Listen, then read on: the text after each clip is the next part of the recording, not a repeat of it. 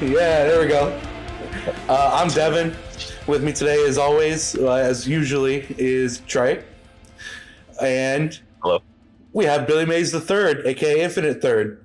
What do you Guys, what do you prefer to be referred to as? Like, what do you want us to call what do you mean, Billy? I don't know. Yeah, Just Billy? whatever.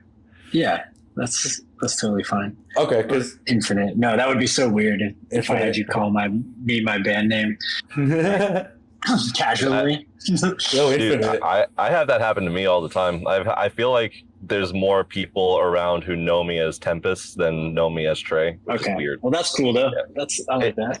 It kind of is, but like I didn't expect for it to happen. I just have like people come up to me and be like, "Yo, Tempest." I'm like, "Oh shit, people actually know about me." Cool.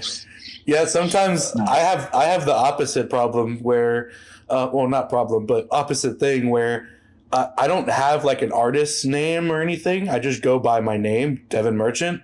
But there's a few people that know the podcast, and they call me by the podcast. They think that I am Ghost on the Aux, and that was not the intention. It sounds kind of cool if you think about it, but it was not the intention. But it's just funny.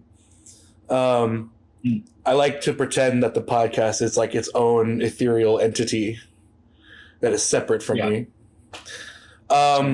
So now that we're recording, actually getting to talk a little bit and not just small talk, containing our comments and questions. I guess let's start with some basic stuff. So really just like simple stuff. Where are you from? I grew up in Pittsburgh, Pennsylvania, and then I moved to Florida to go to college and to live with my dad. And then I kind of lived in Florida until about 3 years ago when I moved to Atlanta, Georgia. So I'm an Atlanta guy now. Atlanta. And yeah, but Florida's like my other home, and Pittsburgh's like I don't know. I don't really identify with Pittsburgh, but I love Pittsburgh. And I've even played some shows there, which has been awesome, but it doesn't really feel like my home. No. No. You've been so removed from it. Yeah. But I'm a Florida man. Yeah. It hurts. Florida That's what I man. feel like. Yeah, St. Pete. Right on. St. Pete, nice. My city. Yeah. Yeah. I lived in the Tampa area for a short stint, Okay. a few years Yeah, when I was in middle school. I guess for some context, I'm only like 24, so Okay. this was not that long ago for me, I guess, in the grand scheme of a lifetime. But I think I lived there for like 3 years, give or take. Made a couple of really good friends that I've stuck like along with me into now. So that's awesome. Cool. But now I live Wait, over. but are you from Port St. Lucie or Yeah, what? yeah. Okay. I moved around a lot. Sweet. I'm from Port St. Lucie, moved to the Tampa. Specifically, I lived in Riverview, Brandon I know where that is, area. Yeah, Yeah. I lived there for middle school. Then I moved to Daytona Beach for my high school years. Then I moved back to PSL after, a little while after graduating. Cool. What about you, Trey? Born and raised in the God's shittiest parking lot of the Treasure Coast. Pretty much just all up and down between St. Lucie and West Palm, just moving up Okay. and down. I didn't realize there was a PSL acronym for it. That's kind of cool. The pumpkin spice Yeah. latte. Oh, I love that. I didn't even. That's not even meant to be an acronym for PSL. That's not even meant to be an acronym for PSL. That's just always what I've felt about this place. It just feels Okay. like a giant, just like anything between 95 and the beach is just one strip of concrete. Yeah, much. pretty much. And it's like it's Yeah. depressing, but, but Yeah. you know, it is what it is. It's obviously I grew up here, so it's it's also near and dear to my heart. But you know, Right on. a lot more forest when I was a kid. You know what I mean? Yeah. Oh, You say dude, that about anywhere. bro. Exactly. Speaking of forested areas, it's my understanding that ATL has a wonderful music scene out there. Yeah. How are you faring as like a live hardware guy? Because as a live hardware guy myself, I'm kind of curious as to like what the scenes are for acts like us. You know. Well, it took me a while to actually play shows as a local. I toured through Atlanta a couple times and moved here 6 months after our daughter was born. And in 2021, like pandemic heights, you know, so I probably didn't go anywhere for like 6 months to a year, like really. And then my first shows back out in the world were actually at festivals in other cities. So that kind of like brought me back out into the world, because I had a bit of a streaming era, like a live streaming era during the pandemic, which a lot of people did, I guess. But I was on Twitch for about 2 years. And then I started playing locally probably, I mean, I played a couple shows here and there in the past year, but like a couple months ago, I was like, I'm going to go back to the grind of like finding cool venues and doing my thing. And it's like, it's awesome compared to St. Pete. Like St. Pete is great, but whatever happens in cities happened there, where like it got sterilized and like everyone got squeezed out of it. Like people couldn't afford it anymore. Everyone moved to cooler cities. And in Atlanta, there's just like so much more history of culture that you can't really squeeze them out. It's going to be there. And so I've found a lot of warehouse venues and DIY spots that are working out. And even just like my music's always been cool because I can kind of dance between like experimental shows and like mainstream like breweries and stuff, just hosting an evening of instrumental music, you know? So I've been doing that. And I mean, that was my career. So before the pandemic, so I'm really just trying to get back to my pre-pandemic career of touring and playing shows all the time. Yeah.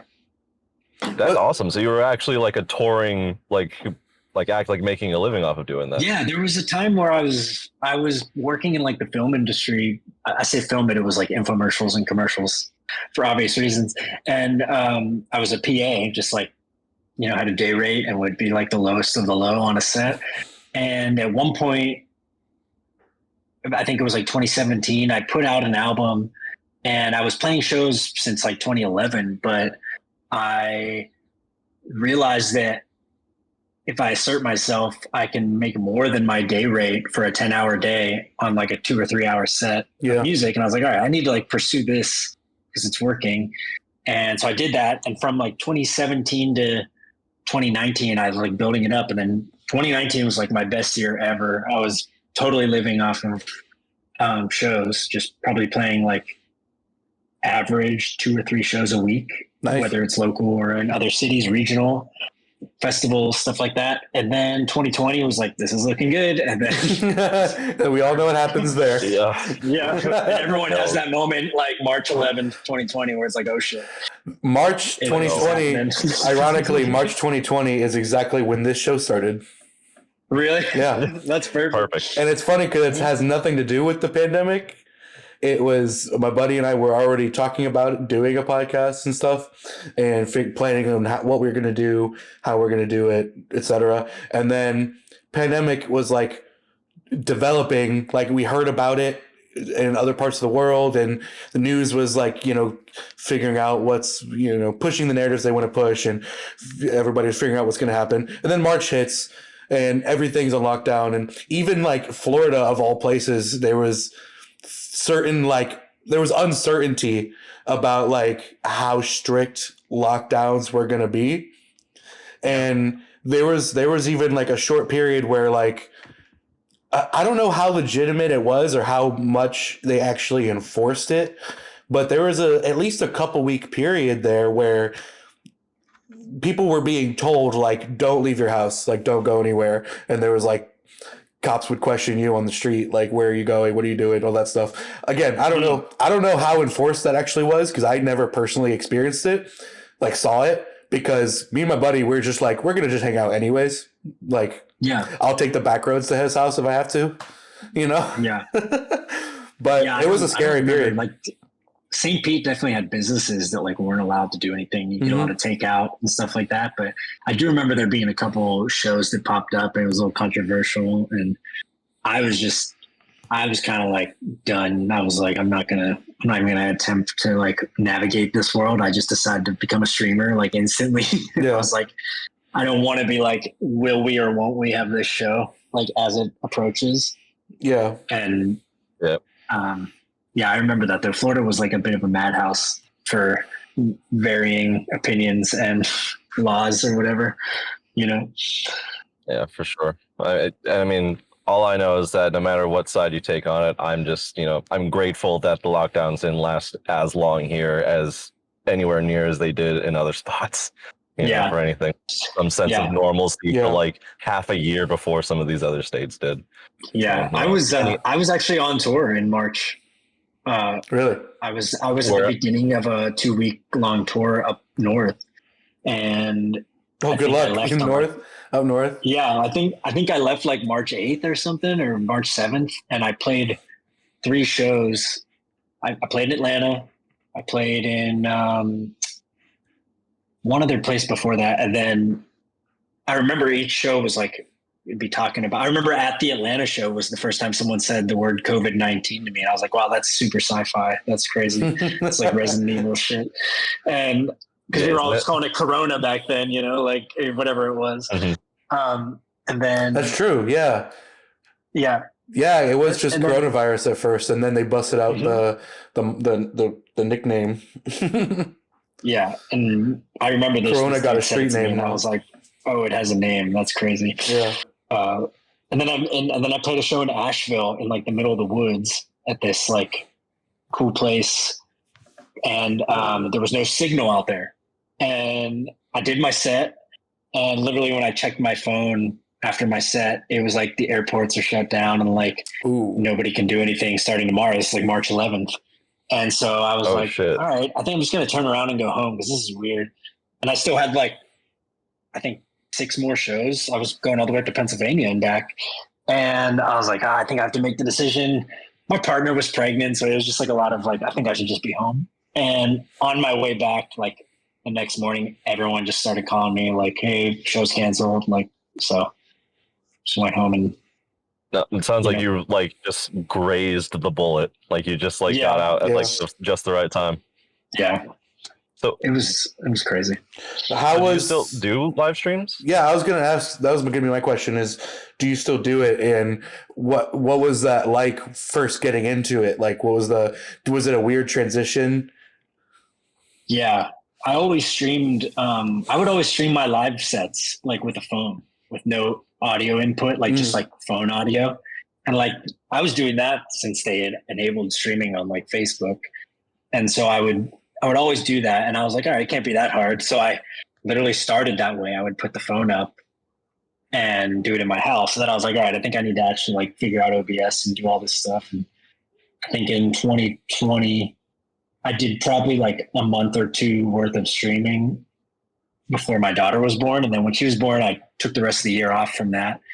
And January of 2021, I think I like started streaming again and then decided to move to Atlanta. So there was just all these ups and downs of trying to stream. Yeah. But once I got to Atlanta, you can see behind me, that's the green wall where I stream in the corner. And I really like made my thing into a studio and dialed in all the audio and got trippy visuals to put all around me like I'm floating through space. And once I got on a streaming schedule, it kind of blew up. Like I was surprised that just the consistency of streaming on a schedule like made a community. And I would do I think I did every Tuesday and Friday night for a while. And then I had Sundays sometimes. And then each one had a theme, like different colors and stuff. And I built up my Twitch. I was like making money on Twitch and I built this little community and it went really well from like 2021 to 2023. And then it felt like it was kind of winding down as I started playing shows again because it was like, I gotta like rebuild my setup every time I stream if I want to do it. But I want to play shows now. So I don't know if I could really commit to both. So I made a decision about a month ago to say I'm done streaming for now and like the era's over. And I still want to stream like hangouts and gaming and stuff, but I'm kind of enjoying not being on a schedule right now for that and just booking and doing live IRL stuff. Having fun with it rather than having it being a slave to it, having to schedule it and stick to it and Just It have got fun. like that, yeah. But it was always fun. It was always a great time. But it was sometimes I'm just like I just want to like watch TV or something. Right. You know. Well, what I mean is like, once you commit to a schedule and it's the thing you do every week, it becomes your new job. So it sort of becomes Mhm. like, I imagine it was fun at first and then well, I'm sure it's fun the whole time, but at a certain point, your mindset probably be like, it changed to like, this is like job now. And Yeah, it's, I kind of work well under that, surprisingly, because when I first started, that was not the case. But once I treated my shows as like my career, like it was helpful because then yeah, I always thought that would kind of strangle it and make me not want to be as creative or just not feel as open to just spontaneity and stuff. But it really did the opposite. It kind of made me like it kind of like put the right kind of pressure on me to figure out what's next and evolve and what to put out next and all that stuff, how to change the set. Yeah, it's I definitely feel you there. Like playing shows in front of an audience is like I learn the most doing that than I do like sitting at my desk, planning out a set or making stuff or even like watching because it's like you learn the really important stuff when you're actually playing in front of an audience because every mistake that you make is like right there in front of your face and everybody else's face. yeah. And you Totally. tend not to forget that. What are your sets like? But like what is your set? Well, my setup right now is kind of all over the place. I've ran like a whole bunch of different setups. I'm trying to nail down like one that I feel like is most optimal for live performance, and then split everything else for studio stuff. But I run a lot of Electron stuff: Syntakt, Digitakt, Octatrack, a Rhythm, Analog Heat. I had a Digitone keys, but I traded that for the Rhythm.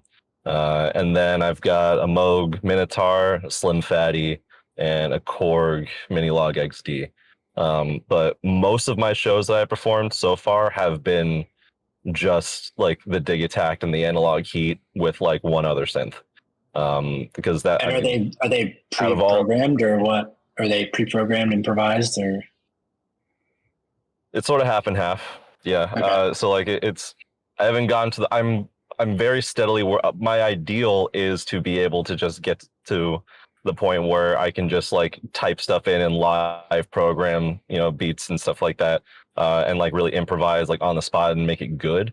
But I'm still kind of working on that. So a lot of the sets that I've had it's kind of like 50-50 where I'll like have a pattern, set on any given one of these boxes and then just, derive variations from that pattern, do live, effects and changing parameters and stuff live to like evolve it over time.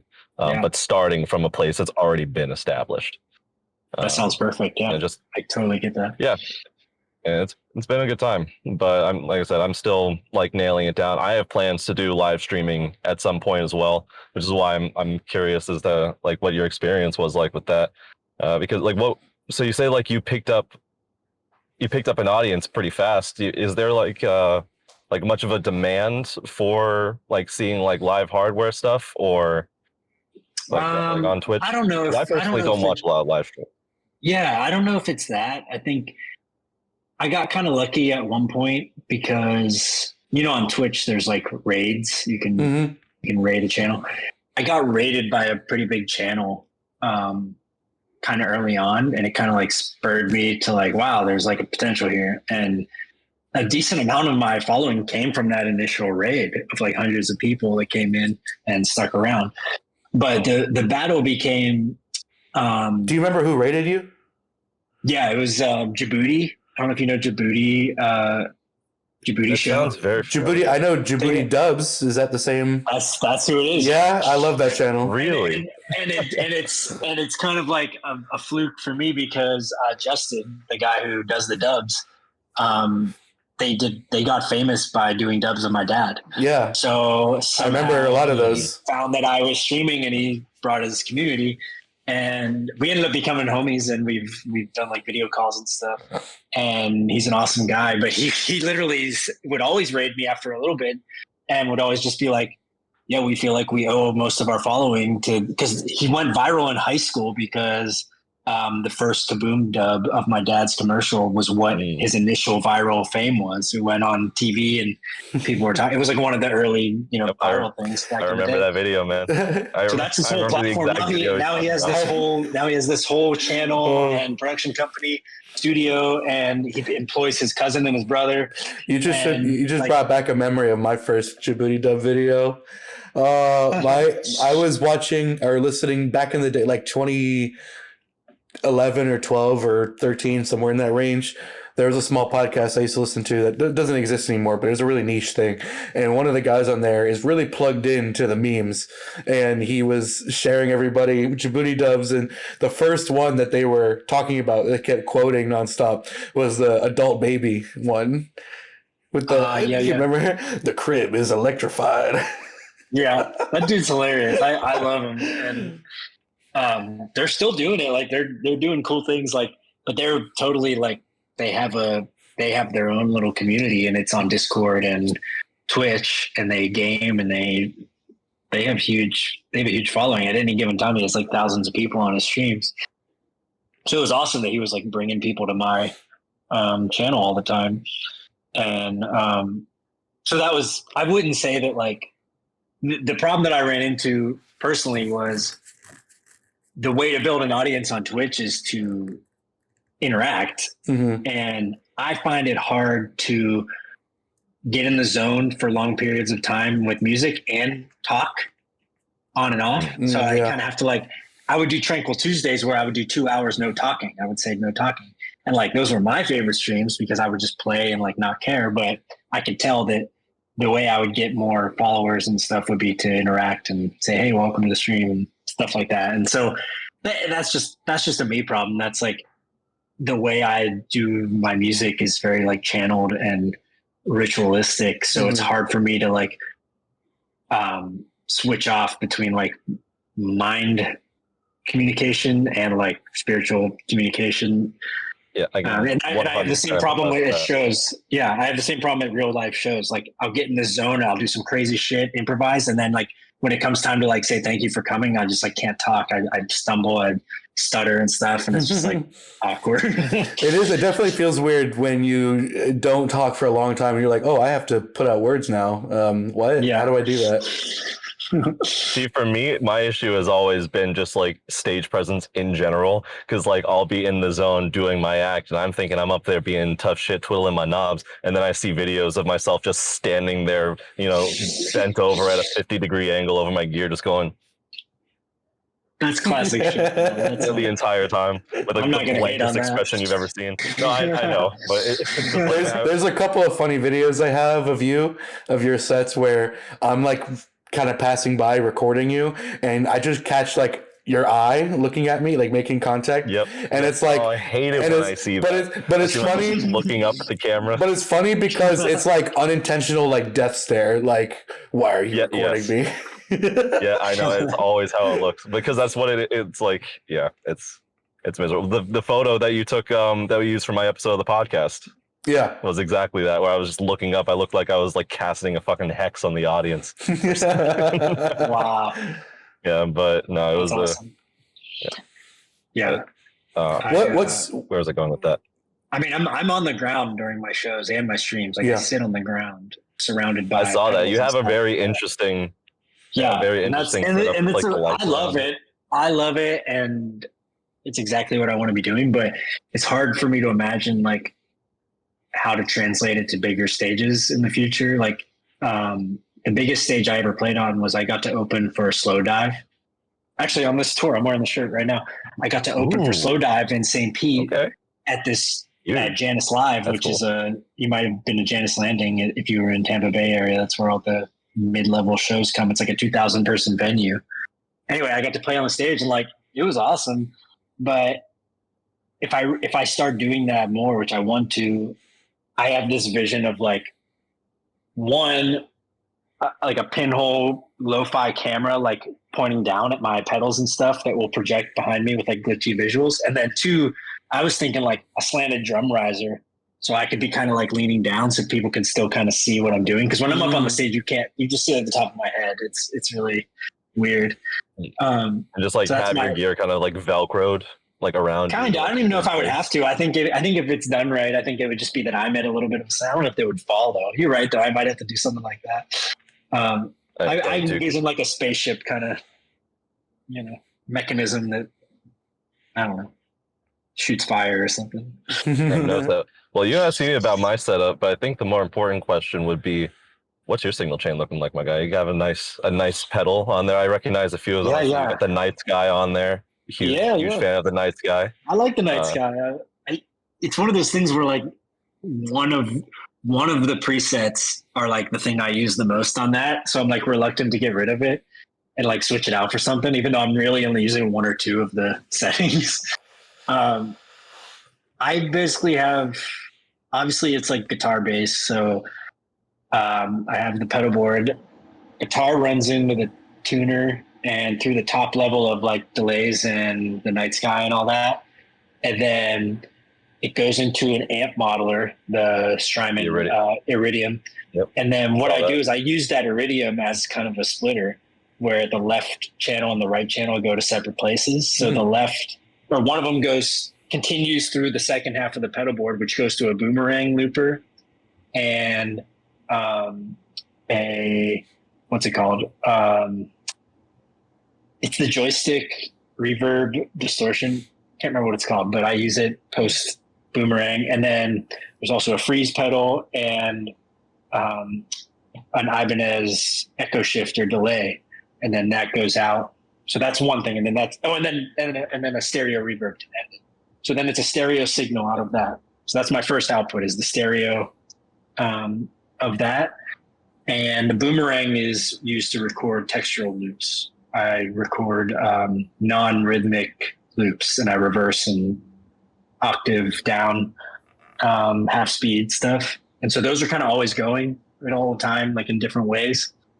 And then that signal that's split from the Iridium, the other half goes, I won't go into the interface that I'm using is just like it's an analog interface that does digital routing. So I kind of send that into there and then it comes out into the RC505, which is my main looper. It's a 5-channel tabletop looper.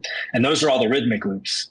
So really the main two outputs are that guitar ambient signal and then the 505 out. But the way I'm getting all my beats, I don't actually use pre-programmed beats right now. I just use sounds on I have a Machine Plus. And so it's a standalone. And so I use it as pads and synth. And that also goes to the 505 through my interface. So the 505 receives a guitar signal and Machine Plus signal, and then that's it. Hardware is where you start to lose me because I'm not quite as savvy with this stuff. But Machine I recognize because our buddy Pedal Days was talking about. That's what he uses, right? Yeah, Machine is awesome, and like I got the standalone because I don't have to use a laptop with it. Like that's all I want in life. But I know people use the Machine like the way people do the real way, I guess, is the cheaper version that does more because it has infinite possibilities. Like I'm using like an SD card basically for my sounds. Well, I mean, I've definitely learned getting into hardware from working in the box for like most of my music making career that those limitations, there is really something to be said about the limitations breeding a certain level of creativity that you wouldn't have otherwise when you have access. That's the whole reason I do it. Yeah. That's my whole thing is like, I don't really, if there was some kind of like middle ground that I could have more options, but not infinite options, like that would be ideal. Like, so I may end up adding another 505 eventually that's MIDI sync. So I could have 10 layers or 10 tracks to work with. But honestly, I don't really need to. I have, even though it's a 5-channel looper, there's an undo function and a redo function that kind of gives you the double of. So I've really worked out like the maximal way to use minimal gear. But the other thing is it's completely improvised every set. And that's by choice too, is that I don't ever go in with anything pre-recorded or planned. And that has its pitfalls too, because you sometimes aren't in the mood, or the vibe is off and it doesn't really get to that level that you want it to. But honestly, I'm at the point, I've been playing live for over 10 years, so I kind of trust that it's always going to be something good. It's not good. It's good for me. Yeah. It used to be that I would get in my head about, and I've struggled. You mentioned it earlier about, like you have a perfect situation where you have pre-planned things, but you're always kind of improvising on the pre-planned structure, which is like ideal. That's the best. But I've gone from completely improvised when I was not experienced, and that was 50-50. I would have 50% good sets and 50% horrible sets. And then I eventually made it to playing my album. I had backing tracks, and I would improvise over parts of my album and trigger the parts. And that was my 2017 album that like actually had a record release and stuff, like vinyl and everything. And it's called Channels. And that was amazing to be able to play something every night that was like recognizable, and then be like, hey, you can buy that record right here, which I had about a year and a half of that experience, and it was amazing. And then I was like, fuck, I feel stuck playing this album now. And so what I did was I started tuning differently so that I physically could not play that album anymore. And then it put me back into improvisation. And what I learned was that like, I have a much different experience level now with my own equipment, that it's not the same 50-50. It's like a 90-10. Whereas, like sometimes it goes off the rails and it doesn't work. But now I've learned to just make that part of the set, be like, hit the wrong button, that's what happens in life. Improvise, adapt, overcome. That's a point where you crank the wet on the reverb and pretend that you meant to do that. Yeah, totally. I've been there many times. Yeah. Oh yeah, everything going chaotic. Now time to like low pass it and move on to the next thing, and then bring it back. Whoa, Yeah.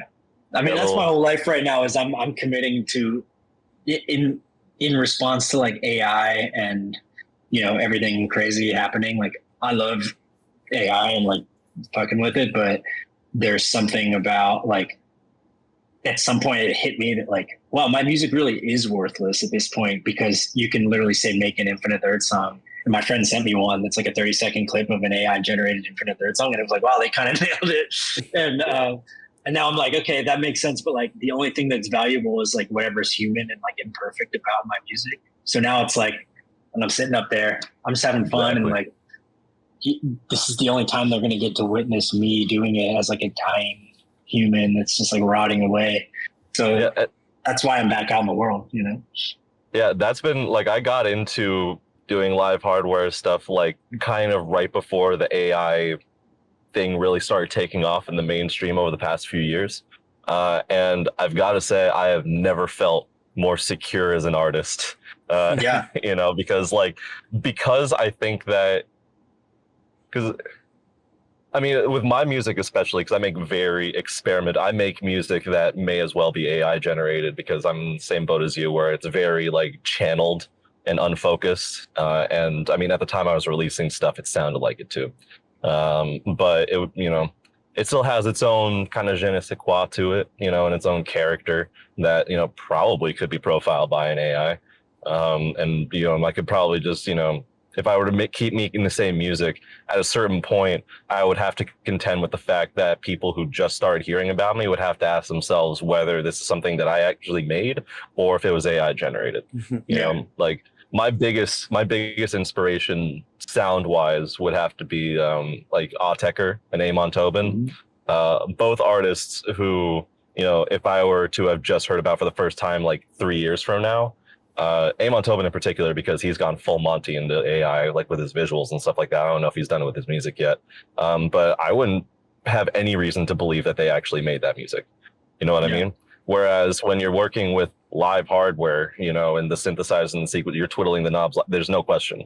The artist, like that is you being there, playing an instrument and being human and fucking up. And as you said, the more like, it's kind of like with music gear in general, the more sterile things become like by this as the industry standard and the technology gets better, the more of those imperfections and those little hiccups kind of add to the overall like quality and character of and the demand for seeing live acts versus just consuming music passively. Like the imperfection and humanity if of I'm something, to be really optimistic about it, the imperfection and humanity of art in art is like what makes it interesting, because when something is too perfect, you can't, there's no room for like commentary or thought about it. You know what I mean? I feel like the only comment or thought you can have on something is, oh, that's perfect. Okay. Yeah. Like, but when people are actually involved, you can see the influence of, what they took from other things to put into it, where they screwed up, where they fixed their screw up, where they improvise, all these things. It makes it a lot more interesting. I'm banking on the idea that it's just everyone's going to get really hungry again for things that are human. Mm-hmm.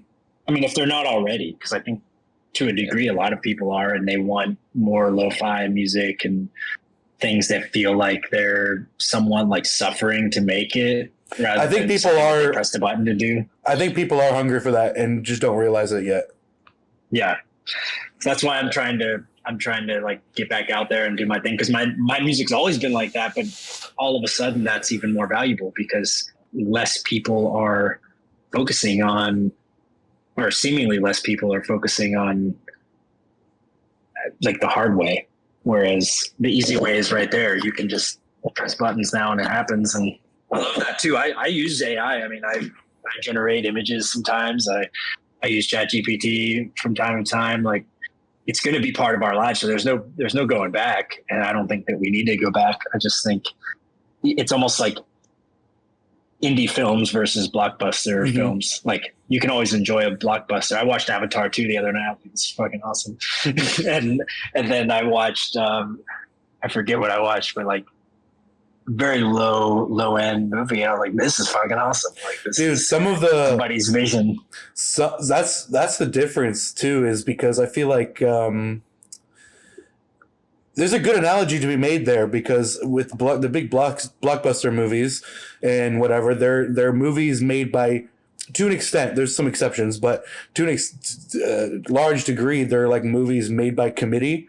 It's like an amalgamation. Made by a machine. So it's machine learning. Exactly. It's just like machine learning, where the AI will get all this input from a million different things and spit out something. That's what the committee filmmaking is doing.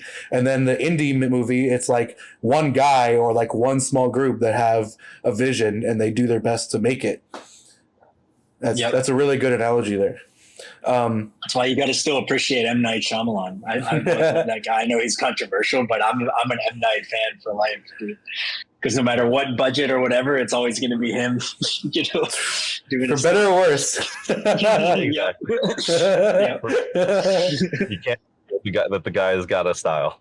Yeah, for real. For sure. I guess my next question for you is, well, I guess I have kind of like three questions. I don't know which one goes earlier back in history. But first thing is, what got you into specifically in the hardware music route?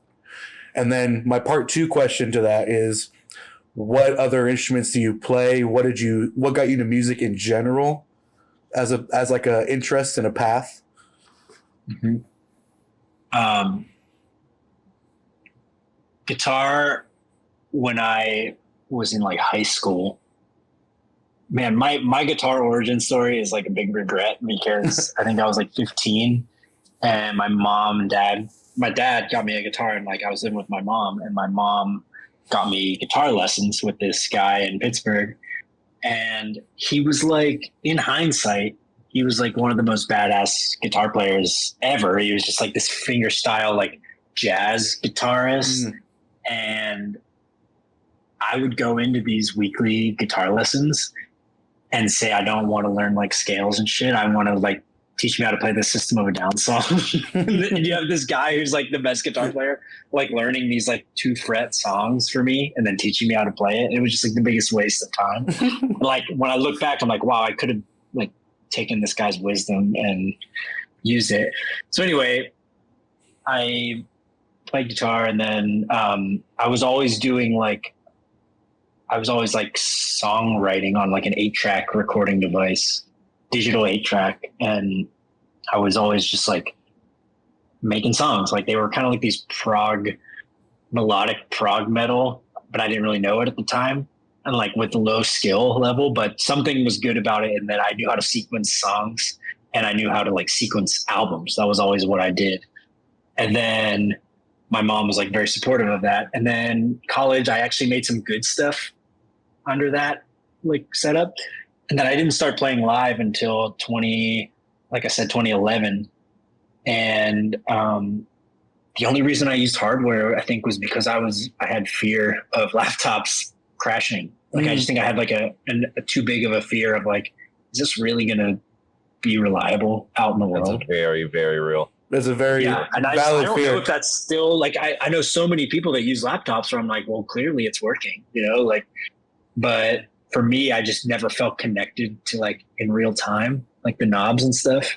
Mm-hmm. And I think that's the main thing. I'm sure you guys relate of like, you want something to happen and it happens instantly in the real world, rather than like a MIDI thing failing or whatever is keeping you from the direct contact with whatever's going on in the box. But a part of my origin that's interesting is February of 2009, I moved out of my dad's house in Tampa, and I moved to like another part of Tampa, and I got an apartment, and I had a little home studio, and I think I was like 20 at the time, 21. I was 21. And 2 weeks into living at this place, the entire building burned down and I lost everything I owned. I got out, but everything. I was about to say, did you survive? Yes. Did you make it? I think so. This is the MRI afterlife. We're living in a Shyamalan movie. Yeah, yes. The worst thing that I lost, though, was a custom guitar that was built for me by my friend who's a guitar luthier. And I had only owned the guitar for about 3 months before I moved. And that dude was literally the first person I called at 2 a.m. while the building was burning down. I was like, I just escaped my apartment and I'm watching the entire building like go up in flames, but they're putting out the fire. And I was like, I'm gonna see once they put out the fire if the guitar is still in there. And he's like, dude, that guitar was the first thing that went up in flames because the lacquer still hasn't dried. It takes like 6 months for the lacquer finish to dry. So it's like if it was anywhere near heat, it just burned instantly. So never got that. And then so in the aftermath of that, my dad bought me like a Stratocaster and a practice amp, and I started like writing for the first time like soft music because that's all I had. Like I didn't really have like distortion and stuff. And I started to write like the beginnings of what became my first like official album as Infinite Third. It's called Gently. And that was February 2009. And in June of 2009, my dad died. So I had just gotten my new apartment and he died like out of nowhere. And my way of like getting through that was a couple months later, like finishing that album. And so then I put out my first album, Gently, which is like still to this day, like a very unique album because it's not like anything else that I ever recorded, but it was kind of like introduced me to like music that is making music that's like emotionally charged instead of just like, here's what I want to do. Mm-hmm. So if anybody wants to check out that album, it's called Gently. And like, it's honestly one of the ones that people reference to me the most because it's just like got something about it. And then when I went to go play live 2 years later, I was like, am I going to play these songs? And I realized like, no, I'll never be able to recreate these songs. And I'm just a solo guy. And it's like kind of a full band vibe. So I pretty much started from scratch and just went up on stage with the loop pedals and the pedal board and the guitar and like kind of just said like, let's see what happens. And that's literally what it was. So the first couple sets were just awful. We're just not, they just, in hindsight, they probably couldn't have been even like palatable to listen to. But I think going out and like you said earlier, Trey, was going out and like failing miserably was like what made me realize how to make something work, you know? Absolutely. And that ties into something else I wanted to ask actually pretty well, which is how, now that you are in this like live improvisation state in your career, how do you plan on handling releases from now on? Because I kind of had a similar kind of come to Jesus moment with myself like a little while ago, where I had this whole set of music made with individual like songs that were more fleshed out as songs. But then when it came down to, but I made all these songs in the context of one another to be played in this set, right? And so when it came time to actually recording the songs and making like tracks out of them for release, almost none of them translated. It was really weird. Like it sounded like off and bad compared like when I tried to separate them out and make them their own thing versus having them all play through each other. I don't know, you know, and that obviously comes with, you know, having stuff like set up ahead of time. But do you since you will do like all improv stuff, do you plan on like just releasing jams, like good recordings, or do you have like any like motifs maybe that you go back to every so often, like go-to riffs, you know, when you just need something, or like how is that? I mean, that's totally like where I'm at. I totally understand the phenomenon you're talking about. And I think it has to do with like, if all you've ever heard is like this song that you do or this style that you do like in a room, and then you try to like separate it and put it through other things, like it comes out and it doesn't feel like it's in the room anymore. I've never like had to try to deal with that because I never tried to translate the live. I've always looked at it as like live, I do this, and albums are just like productions that have nothing to do with the live. And that's because I started by making productions only. And then I moved to live and realized they weren't the same thing for me. But slowly over the years, like 2009 was 15 years ago at this point. So I'm learning how to figure out. That hurts. That hurts. Yeah, I know. I'm getting old. I'm learning a couple things. One is that I've had to, it always felt like I was like missing out because, well, my live set is this cool thing, but there's no albums that really reflect it. And they're so different that you can't rely on, like, if you're a fan of an album that you're going to hear anything like that live, and vice versa. So I never have really figured it out all the way, but the last couple things that I put out, like an EP in 2021, felt like the first time that I sort of went into the studio and like really improvised. That's always been my style, but this time I just knew that like it's not going to sound like my live set, but it doesn't have to sound that far off. It can just be like if the same energy is there, and I'm just like flowing and figuring it out. And then vice versa. What happened is now I'm at a specific point where this streaming era was like, something's got to happen. Like what I'm doing in the streams is like too good for there to not be recordings of it. But at the same time, I don't think they're like studio quality recordings. So I think you guys know that actually 1 week from today of when we're recording this, I have an album coming out.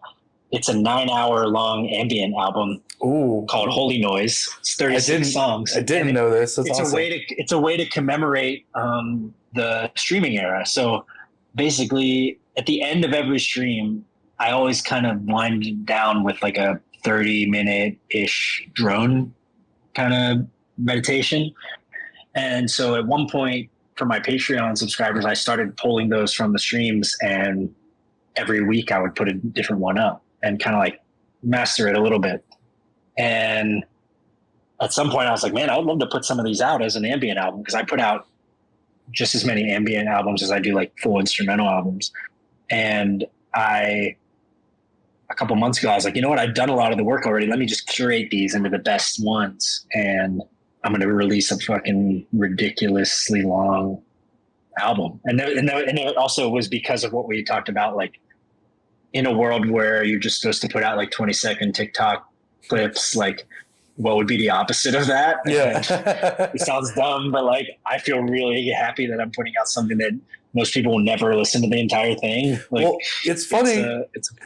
It's funny you said that, because we had a conversation recently, me and Trey and a couple other people we were talking with, about like the state of YouTube and internet content. And this is different but similar topic. And it's strange to me how you have two polar opposites that are doing very successfully right now. And it's the extremely short 10, 20, 30-second video and the really long 3, 4, 5, 6 hour long video. For some reason, those two extremes are pretty popular right now. And then there's like everything in the middle is like hit or miss. It's really weird. Yeah, totally. And I'm trying to figure out how I'm going to promote a 9-hour album. Yeah. So my approach so far has been talking about how it's absurdly long. And two, I'm actually having to resort finally to making a couple 20-second long clips of the textures and with some visuals. I feel like the reason. Go ahead, Trey. Oh, I was saying, like, I feel like a lot of the reason for that, like for that split, because I was thinking about it a little bit more since we talked about it, I remember this conversation, is that like it's kind of the difference between active and passive consumption of content. Yeah. You know, where like when somebody is looking at their screen, you know, scrolling through whatever, that is like an active consumption process where they're looking at the thing, but they, you know, it takes a lot more of their attention and their headspace and their action to consume that media versus more long form content, which can just be placed in the background or on a second monitor. Tune in and out of just it. Let ride. Exactly. Yeah. But while you're like playing games or, you know, doing that's work, valid. Whatever. That's valid. But my only counter to that would be that I feel like a broad section of the audience of people who are scrolling through the short content, they're consuming so much of it back to back to back that I feel like it gets lost in like it all kind of gets drowned out. You know what I mean? Yeah. Well, I like feel how like much of that sticks with you. Yeah, how much of it actually sticks? It almost like the algorithm allows pretty much. Because I was realized thinking that with YouTube Shorts, where you know, no matter what I'm really into, there will just be certain creators that just come and go in waves. Yeah. Usually, Yeah. and like it usually like cycles every like month or couple of months or so into like something completely different than what was there before. Yeah, that's true. But it's still content that's relevant to me, but with completely different creators. On YouTube Shorts, I get three main things. A lot of random like Lego content. There's a couple of like master builders that like work at one of the Legoland or somewhere that they're like kind of popular on TikTok and Shorts or I whatever. get the same guys. You do? Same two people probably. Yeah. Alec, I think, is one of them, and I forget Alec the is other. definitely one of them. The guy with the giant blocks. Yeah. And I forget who the other guy is right now. And then I get a lot of gun content. Damn. And then the third is like secret surprise third thing. It's always some random something Yeah. trying to bait me to figure out what I want to watch next, you know? Yeah, true. The Instagram algorithm like knows exactly like the absurd surrealist memes that I like. And like they're just meaningless if you don't have some kind of context. Yeah. Or the point is there's no context. Those are my favorite too. YouTube, I don't actually use YouTube Shorts. That's something that I really love. I found it funny, and I don't know if you guys have noticed this too, but between like I only see Shorts between really like YouTube and Instagram, and occasionally Facebook whenever I go to, fleece some people on Facebook Marketplace for hardware they don't know the value of. And what's hilarious to me is how each of these websites have like wildly different, algorithmic downloads of my personality. Yes. Like Facebook is exclusively like One Piece AMV edits pretty much at this point. Instagram is exclusively hardware jams and cute rat videos, and then or like gerbils and like small rodent videos. And then YouTube is just like this smattering of kind of everything that I've been consuming over the past like 5 years. And just like a ton it's that one's cycling like the fastest by far. Pirate Software. Thor.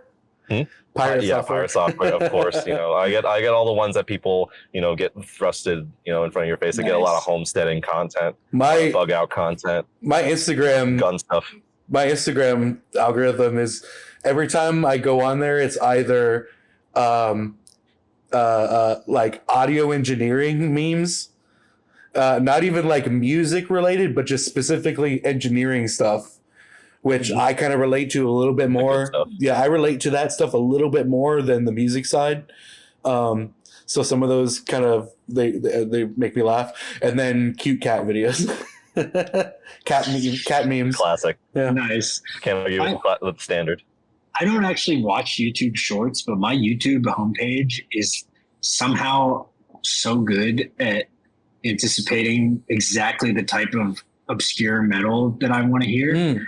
And that's like, I'm constantly discovering small bands and like artists through that are just like just the right aesthetic. And the funny thing is my daughter watches like Peppa Pig constantly on my YouTube, but it knows that when I go on this computer and I don't want to watch Peppa Pig, she watches it out there. So like, I'm blown away that it just like knows. And if you go out there on YouTube, no metal comes up. It's all cartoons and that's so funny because I've noticed that when I go on YouTube on my phone versus on my laptop, the homepage will be a little bit different. And I'm the only I share my account with a couple other people, with my mom and one of my best friends, just because we've shared it for a long time. So it's a little bit of an amalgamation of all three of us watching stuff. But like you said, it knows when I watch stuff on my phone, sometimes I'll be like maybe in the car or whatever, looking for something to listen to passively while I'm driving. And I can't find something that I'm like interested in. So I just throw on whatever, or I give up and go to Spotify or something. But then when I go home and look up on my homepage on my computer, I find way better stuff somehow. Like, I don't know why it's like better for some reason. It's weird. And these are dialed in algorithms. Like the oldest ones are probably the best. YouTube has had so much time to zero in on each user and exactly what they want. And the weird, you might be hearing my daughter's like having a tantrum out there. Oh no, I was hearing a weird, I was hearing a weird noise because it's in my neighborhood, it's bulk trash pickup day. And it only happens once a month. And we just unloaded a bunch of crap from my house because this used to be my great-grandfather's house that I live in now. And we're getting rid of just a bunch of old stuff that, not like sentimental stuff, but like old furniture and stuff. And I think I hear the truck finally coming around. Anyways. Okay. I forget where we were headed with that. The algorithm stuff. And you were talking about because we were talking about long form and short form. We were talking about having to market your stuff via short form. Well, I think what Trey said was on point though about like maybe that's why, like, I've actually gotten the most Bandcamp pre-orders on this album than I ever have. Really? And I think it's possibly that like, one, it's $5 for 9 hours of music, so that feels like a deal. Yeah. But also, I think that compared to my other albums, I put out like hour-long, 40-minute long ambient albums, but this is almost like a playlist that can just keep going and you can kind of just dip into as you please. You could leave it going for 9 hours and you're not going to hear the same thing twice. So there's something about like the passive. It's set up to be a passive listen that might be more appetizing for those long form listeners. And would you say that there's a lot of variety within that 9 There hours? is, like, I did a good job, at least for my standards, of like making sure, because there were some songs that I was curating from that could be redundant, that maybe the same thing happens in this one that happened in this one's like a similar arc. And there's definitely similar sounds that happen throughout various tracks, but I tried to make sure that they, if there were, those wouldn't be close together or stuff like that. Like I'm always about sequencing albums and in a way that, like, the first 3 songs kind of give a taste of 3 different, wildly different sounds. So like the first 3 ambient songs on this album are 3 different instrumentations, basically completely, but you'll hear those instrumentations come back in other songs later. Mm. So there's a lot of things like that. Like it was really hard to sequence is what I'm trying to say. Well, the way you're describing it kind of reminds me of almost like film scoring, where like a character will have a theme and then later on in the film a different version of that theme will play based on a different set of circumstances around that character, or like character development or whatever. Yeah. There's a lot of weird things in the process of this, that a lot of the titles are pulled from things that were being talked about in the Twitch chats when that moment happened. Or if it was that, even another step further from that was something was said in the Twitch chat and I thought of something else and named it that in response to that. So there was a lot of like, I knew what the end of the album was going to be because they were like the longer songs. And then I knew what the beginning was going to be, but there's this whole middle section where I was like, how the fuck am I going to figure out how to figure out an order of these? I can't even listen to them. It's 3 hours or plus that I'm trying to listen to just to get if the flow's right. So what I did was, at some point I committed to, there's like 6 songs, I think, that have animals in the titles. And I put them all together and I was like, this is the animal suite of the album. So I knew that those were going to be in the middle of the album, but I didn't know which order. So then I was like, all right, this one can't be next to this one, and blah, blah, blah. So there's a lot of intuitive, just like, I caught a vibe and I wrote it to get that one in place. We're taking a break from this album to visit the petting zoo. Yeah. Yeah, Totally. I've seen it happen.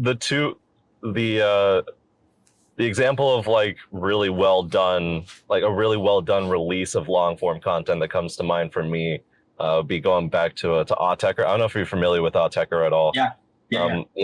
Namely the LSEC and the NTS sessions, which is like 5 hours and 8 hours respectively, I think, of music, of all like, generative like hardware and max MSP sequence stuff.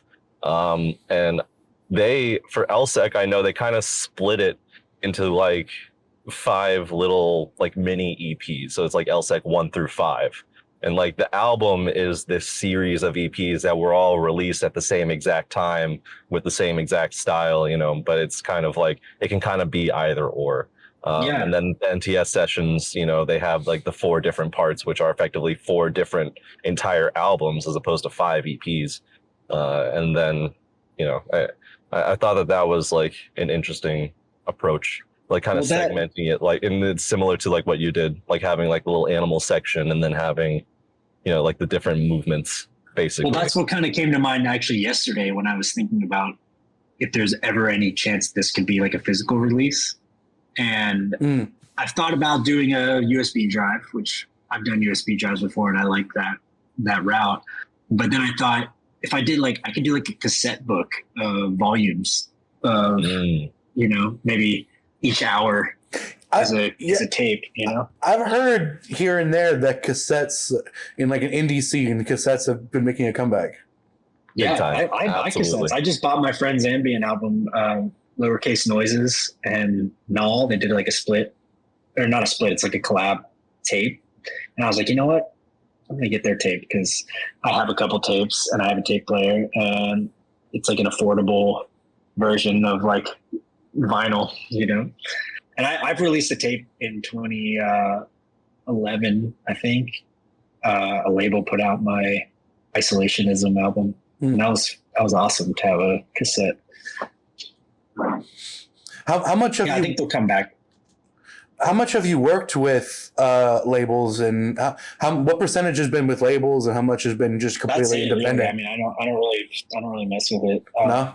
I've always just been self-released. I distribute everything myself. I'm trying to think if there was ever anything like Channels, that album from 2017 that I referenced. I did a pretty big Kickstarter for it, and that's how I was able to do vinyl and merch and a whole like package, a bundle that you could get. And but yeah, I feel like that's the only way I'm going to be able to do any physical media again, is via some sort of crowdfund or pre-order situation, because it's an investment. Yeah, I think the records were like 4,000 or 5,000 in themselves. Getting a vinyl pressing, especially nowadays, and as time goes on, is getting just more and more pricey as like the techniques to do it become more and more like antiquated. Yeah, I realized. I did USB drives back in the day. I did my whole discography on USB drives, which it was only a 4 gig drive, but it had like my branding on it, and I would sell that at shows, and that was my favorite merch ever, because I could basically sell it at any price and be like, you're getting 12 hours of music. Now I have like probably 30 hours, or I don't know, who knows how long, if you include like live recordings. And I would love to do that again, but it's just a big investment up front. I think that is the next step. And I have to figure out, like, do we go USB-C now or what? I think so, right? I don't know. I honestly don't know, because I was thinking of doing the same thing, but then I kind of figured the same issue. It's like, if I were to hand somebody a USB stick now, would that be equivalent? If I were to hand somebody under the, like a younger person a USB drive, would that be equivalent of somebody handing me at my age a CD? You know what I mean? It is. Yeah. Where it's like, I learned that you can actually access these drives from a phone now. Like you can just put the USB-C in their phone and access the file. So I mean, there's something there. And especially with like the weirdness of streaming services now, I'm hoping that there is going to be a little bit of a like a desire for people to own media again, even if it's digital, because like right now on HBO Max, like there's movies that should be on there that like just got pulled off for no reason, and it's like, wow, I thought licensing, I would have access to that. Yeah, just weird licensing deals. Not licensing, like some of it is like owned by them. They're taking it out to cause scarcity. Oh yeah, artificial scarcity. Or like those movies that are getting like shelved because they're taking tax write-offs and stuff. Like, not that can be stopped, but like when like HBO takes its own show, like I think Westworld is taken off of their own platform right now. And I'm just like, well, wow, you got to like own Blu-rays if you want to watch it. I guess this kind of brings us into another topic. I don't have any questions on it, but maybe you guys can discuss. There's been a very niche trend of a handful of artists, deadmau5 being one of them, who is being really embracing crypto technology and incorporating music and with crypto and like in tokenifying. I don't know if that's a word, but NFT stuff. Tokenizing. Thank you. NFTifying tracks, so that people can still digitally acquire it, but they still own it. It can't be taken. Yeah. I've kind of gone full circle with crypto, whereas like I was all about it for a period of time, and I was like way into it, and my friend sent me Bitcoin in like 2014 or something. Oh, wow. And that ended up being what I used to like figure out the rest of the crypto world. I used whatever that grew into. I started buying other like shit coins with it. And it led to me like making just a little bit of money from like airdrops and weird things that I didn't really know about. And then I was of course interested in like, all right, sounds like music plays a part here. You can figure out how to, do these things that you're talking about.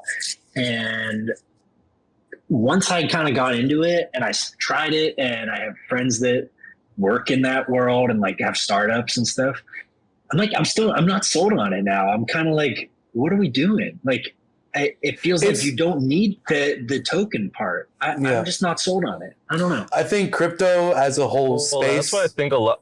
I think if it seems like a lot of people are have just kind of like missed the plot for what the original intent of like Bitcoin and crypto was, which is in effectively an independent, like an open source currency fundamentally.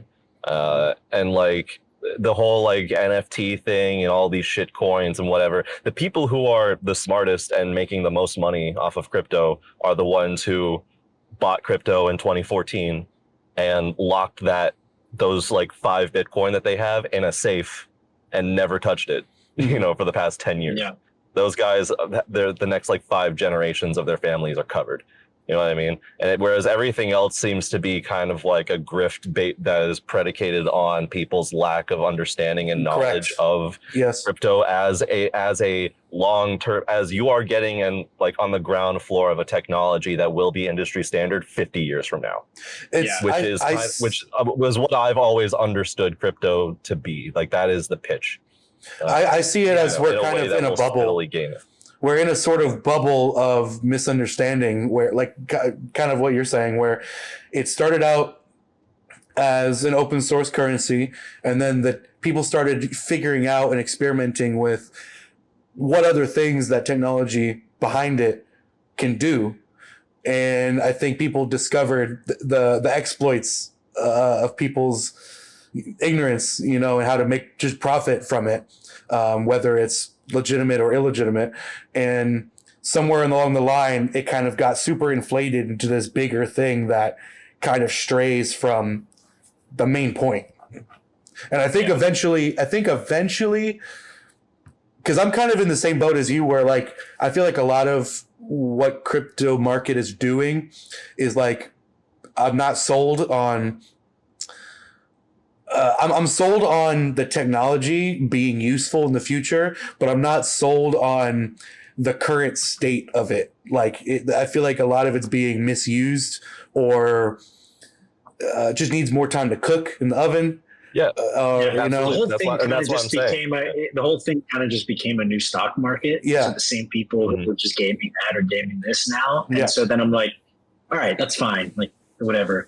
But when it comes to art, I just, of course, someday it'll be like, I bought a Deadmau5 coin to get his album or whatever. Like, that's fine, but like, none of the platforms that they're even using seem to even be the right thing for this. Like with the fees and all this stuff that's built into it, and so I'm just like, couldn't you do this like without the crypto part? Like, I've always wanted to try something where like people invest in my album and they own a percentage of it and they get paid royalties as I get paid royalties. Like, I've always wanted to do something like that.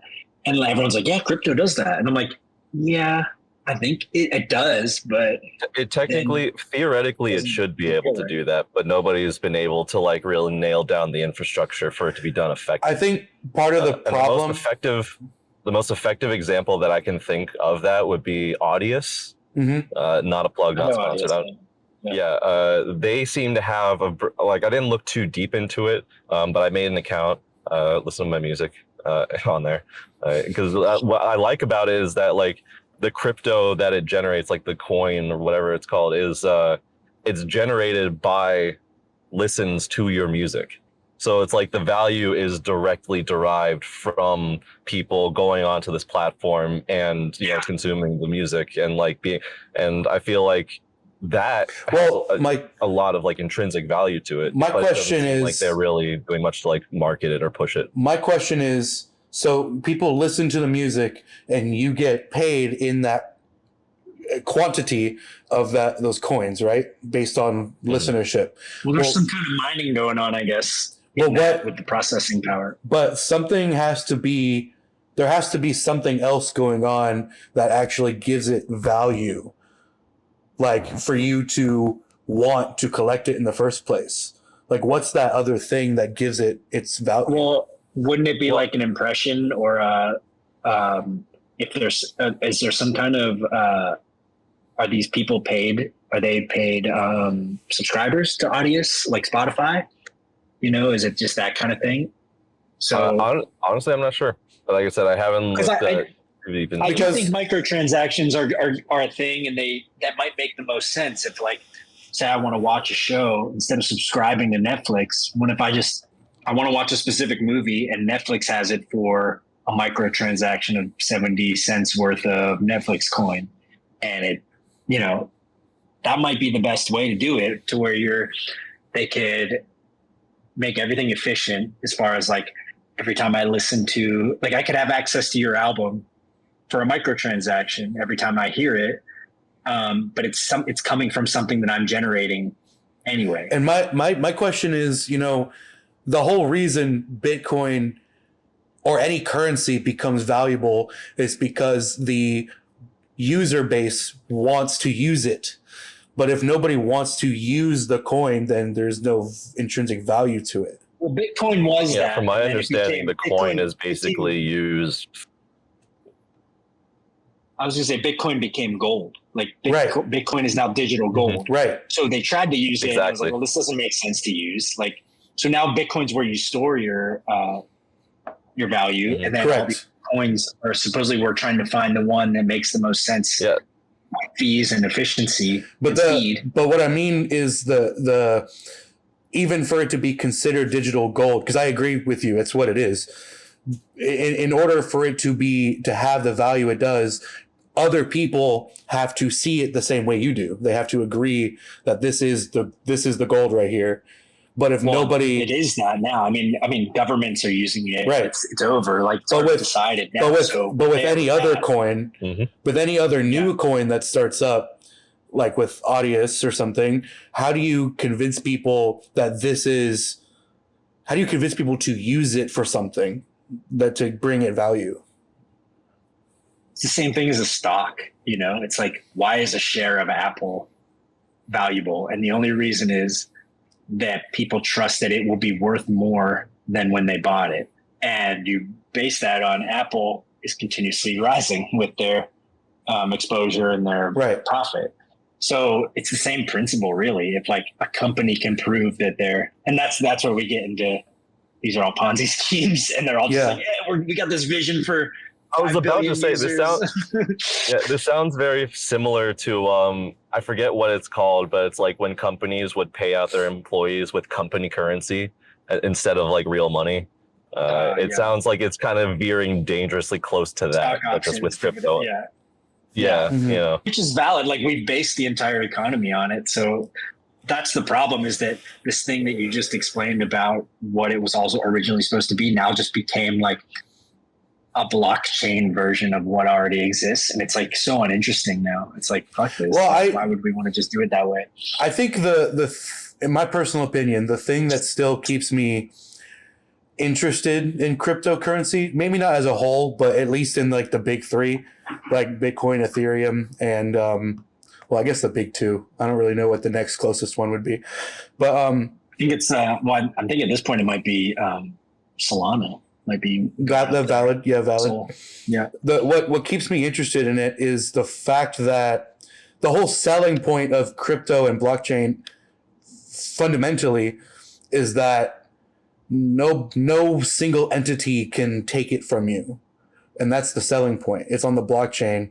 Everybody agrees you own this thing, and there isn't a government that can, well, I mean, there are certain ways, but there's no like function that allows like a government to just say, oh, your bank account's empty now.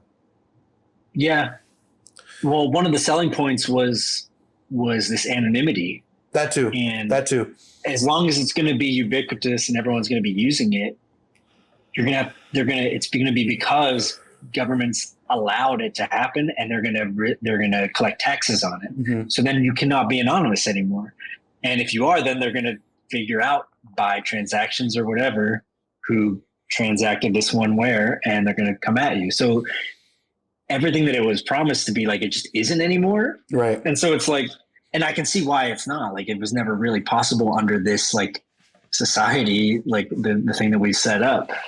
So, I mean, I know that people are using it in all these ways, but that's also how people are using cash. Like, rich people have different rules than me and you, Mm-hmm. like as far as what they're allowed to do and where they're allowed to have bank accounts and what they're paying taxes on. And so it just sounds like to get back to our conversation, NFTs are like became such a joke. And yet I know people personally that are still buying and selling NFTs and making profits. So it's like there's something happening there, but I don't it's like it. well, I just think it became a big trend and blew up into this big thing where everybody can do it, and then it died off. Anyone can and launder their own money. Right. Yeah, anyone can launder their own money. But then it kind of slowed down, and now just the few people who are like established and I guess trusted to a certain degree are really able to still keep the steam going, if that makes sense. The turning point was when Beeple sold all his pieces. I don't know if you remember that. Beeple, yeah. Beeple. Mm-hmm. Yeah. Yeah, Like that was the turning point of like, okay, Mm-hmm. NFTs are over. It's just, it's this now. They've just decided to go full like art collector. Yeah. Oh, money can be made. Whoa. Yeah. Yeah. Oh my god. But- The fact and that those like little pixel dudes that like I forget what they're called, but the fact that came out like a week after Beeple sold like all of his art as NFTs, and you just got these copy paste, NFTs of just like whatever. Once And that people AI were buying for generated hundreds of generative thousands art of mixed with dollars. it, yeah. And yeah.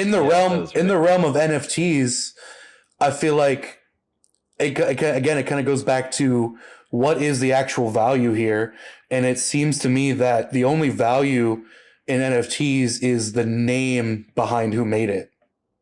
Like if the art itself is desirable because of the name or the company or whatever, that's the only reason people really want it.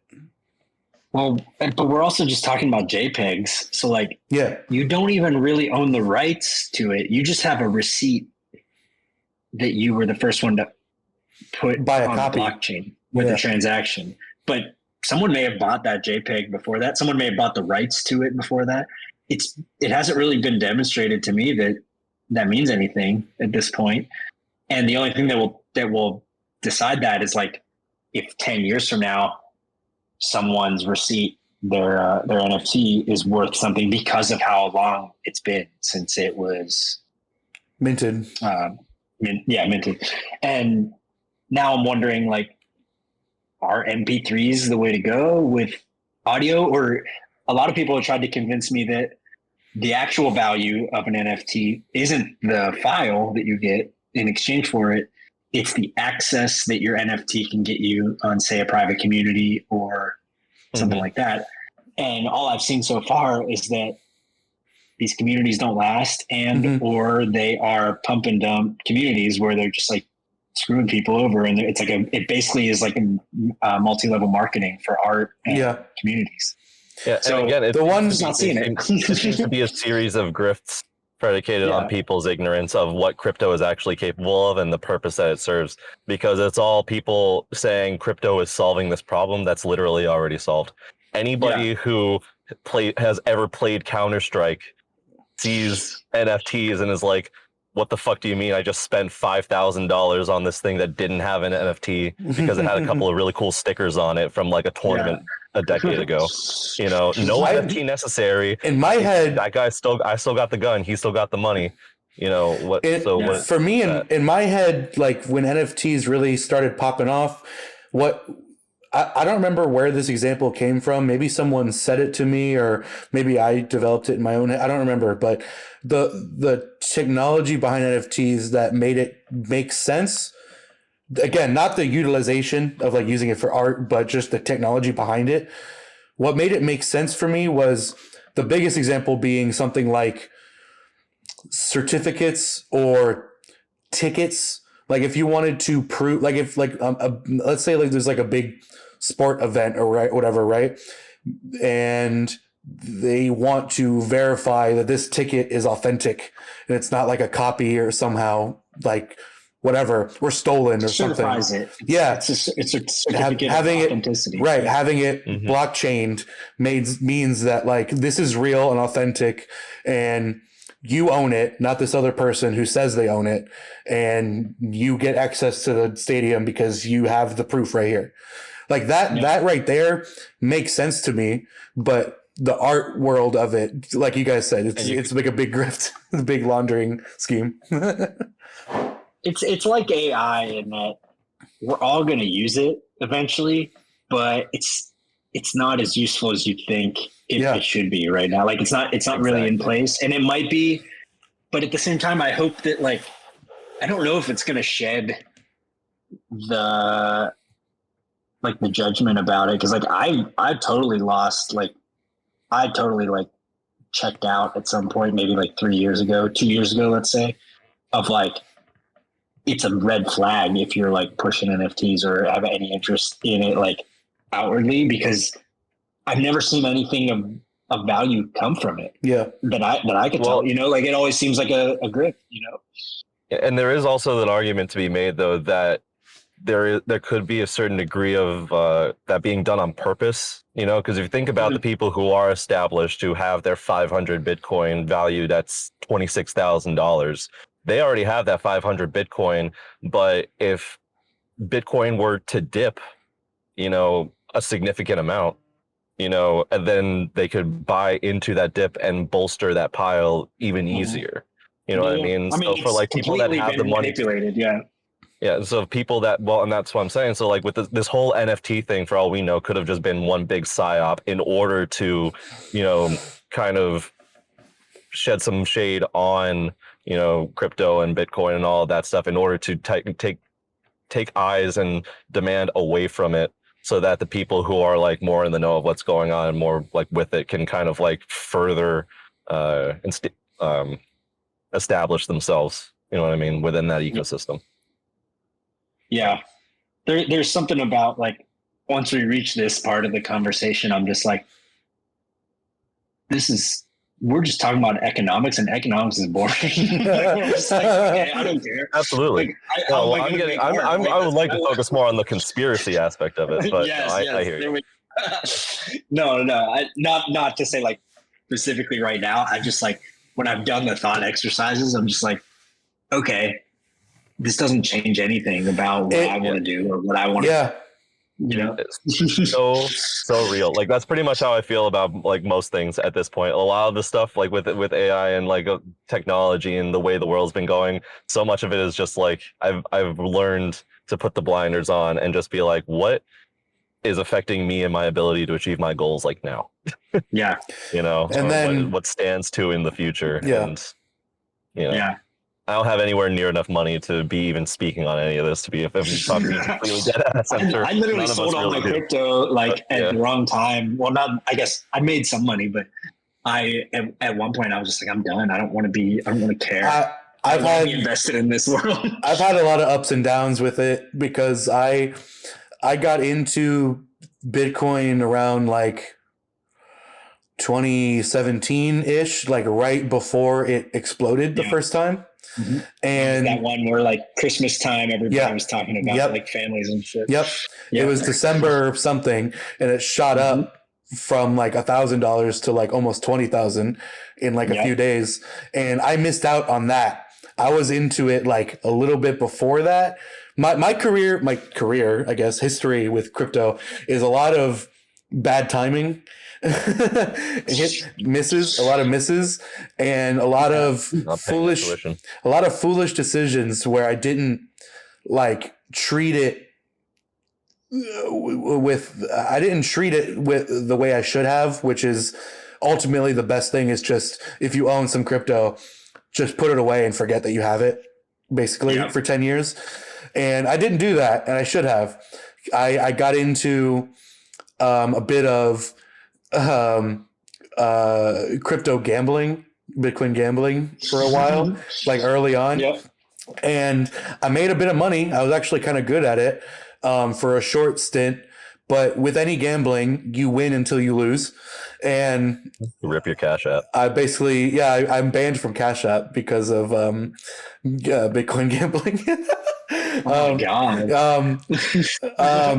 And then I started changing my philosophy on how to use it, and started playing a bit more smart. And I just invested into stuff that, like a stock market, I invested into the specific coins that I thought were had genuine purpose, which would generate the value over time. And I had that going for a while, and then I had some rough times. I had to sell it off, and then right before I made a little bit of money from selling it, but then right after I sold it, the market goes up, and I missed out on selling it at the right time. It's very frustrating. It's a very frustrating market to be in. Very frustrating game to play. It is, yeah, yeah. Yeah. I have a few things right now that are only because that same friend who sent me Bitcoin back in the day, like, still follows all this stuff, and he'll send me some of like one that's projected to go, and like I'll have these wallets in weird places, and I keep saying like, all right, maybe I'll buy $100 worth of this one just in case, and then I don't, or I don't know. But my new strategy is definitely that only. Like, if I get something, I'm just going to hold it and forget about it. Yeah. See what happens. Yeah. Not try to play the games and the ups and downs. That's definitely the safer, ultimately the smartest way, unless you have like a ton of money to throw around to manipulate markets. Yeah. Yeah. Right. Well, tie this all back into music. This kind of got me thinking about how when it comes to like DJing specifically, do you do any DJing, by the way, or have you done any DJing? No. Word, respect. Well, wait, one time actually, I played Ultra in Miami. Oh wow! Not like as a DJ. Okay, I'm like, wait a minute, are you? I was paid to do my sets at this like, I don't know. It was like an installation, basically. My friend's installation, and this was like 2018, I think. And I went, and I was going to play my Infinite Third set. And we were positioned very far away, but in the direction of the literal loudest stage on earth, which is the Carl Cox like bass experience. And we were so far away, but the bass was still just present, so far away, to where I was like, I can't play my set. Like, my set requires like a certain level of there to be like a silent canvas, because there's quiet moments. And so we turned the stage into a DJ booth. And so I ended up using my friend's USB, and he taught me how to like beat match. And I did like a 20-minute set with his songs, like Beyonce and shit. And so I DJ'd once at Ultra, and that was it. Add that to the resume. Don't ask questions. Don't ask questions. Yeah, no, you played an Ultra. That is an awesome resume. Yeah, for sure. So you DJ? I used to, like, years ago, back when I was in high school, and for a few years afterwards. But I haven't. There was a period, and then I just at this point I'm just gone full Monty into doing hardware. But the reason I bring it up is just because like DJing is kind of like being a stockbroker for like music in a lot of ways. Like when you're not like a service DJ, like a wedding DJ or a pop radio hits, strip club DJ, whatever. I'm talking more like these circuit DJs that are around here, like genre specific ones who are going into like diving deep into, all these libraries and finding all these new cuts, as well as finding old cuts and other deep stuff. And then like kind of building, either like preempting or building the value of these tracks that they're playing out in such a way that feels like very similar to like some kind of investment strategy. Like like drum and bass had its like heyday in the 90s and early 2000s, right? But there's tons of people that's been like my favorite genre for my entire life. And over these past couple of years, drum and bass has been making a massive resurgence, and artists that I haven't heard of since 2013, 24, for about a decade now, just started like popping out of the woodwork, and they're like back on top where they were, all those years ago, like Chase and Status and Halogenics and guys like that. Not to mention all the jungle hype that's around nowadays, bro. Anybody born in the 90s is eating right now. I keep seeing on YouTube recommended stuff of like PlayStation 2 jungle drum and bass thing. I'm so happy to finally be in the PS2 nostalgia era. You have no idea the warmth in my heart it places in me to see these. Yeah, so do I. I still play it. Yeah, every so often. Yeah, but it's funny because I think about it in the context of like this like background like passive fervor for the 80s that existed like I've grown up and I've realized that now I'm at the point where it's like, oh, now it's my turn, to like, tell all these fucking kids how good shit was back in the day and how everything back like, in my day. because it's true. I get it. I understand. They were right. True. Yeah. Yeah. But Well, I was born in the 80s, but I'm a 90s kid if you think about when I was growing up. But I'm definitely, it's one of those things where there's like boomer memes going around like from my generation now of like kids these days will never understand like when you had to call your friends on the landline to see if they were, and like that was my life growing up. So it's like, damn, shit has changed. I'm in that weird. My daughter will not know a world where there's not cell phones. Right. I'm in that weird in between generation where I was also raised by partially my grandparents because my mom was a single mom and working a lot. So Same. So I'm 24. I was born in 99, and Wow. and so I grew up still with and it's before catastrophe. right. I was born where again, this kind of plays into still like having older tech because I was at my grandparents' house most of the time. I was still on like for a few years at least like dial-up internet, landline, VHS. I had a big VHS tape collection of Thomas the Tank Engine. I got a VHS player right here. Nice. Hell yeah. I would go out to play and I'd have to come in when the streetlights come on. The dial-up tone. Oh, you cut out again. Oh, I'm sorry. I was saying that, when I went out to play, I had to come in when the streetlights come on. Nobody had cell phones. Yeah. And if you did have a cell phone, it wasn't like a smartphone. It was all like Blackberries or like a flip phone or whatever. And you had to pay for minutes or whatever the case was. I had a cell phone in high school, I remember, in like 2003 and 4. But you didn't use it to text, even though there was texting. Right. You just didn't. There wasn't like a texting culture. Right. No. I don't know. It was weird. Mm-hmm. You didn't really feel like you had to communicate that way. Right. I don't know. That's how I felt. And then pretty much around when the iPhone came out, that's pretty much when it all like full force exploded, and like I'm gonna go back. Yeah.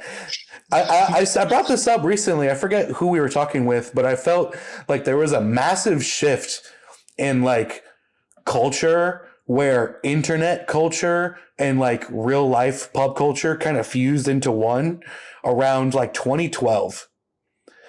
Yeah. There was like a noticeable shift for me, at least. I feel like there was a shift in that time. Well, funny enough, in 2009, one of the original, a lot of people, I still get this all the time on Twitter and stuff. Like one of the original things that people remember of like mourning celebrity deaths was my dad's death, because it was just at the time where Twitter was really taking off. Mm-hmm. So you would talk about things in real time. Yeah. And he died in June of 2009, but Michael Jackson also died too. And before that time, you would really hear about something like weeks later.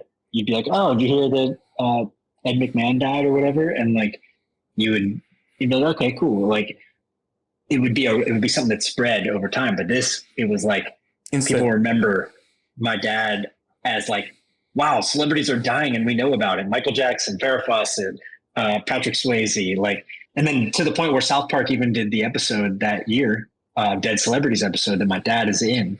And so there's just like a cultural shift in 2009 and I look at that as like a pop culture mixed with social media in a new way that had never been. Social media really just happened. I think that's what it was. In 2009, was Twitter still where it was like text based, or was it an actual web platform? Kinda. It had web platform, but it was still, you could still text your tweets. Like that was a thing. You would text your so weird, because you text your like 5-digit number. And yeah. You'd have to, if you wanted to post a photo, you'd have to go through TwitPic, which would text a photo to Twitter, and it would link to the photo. Do they still allow you to do that? Because I feel like that would probably be like that. I think all those apps died like once Twitter became its own servers and stuff.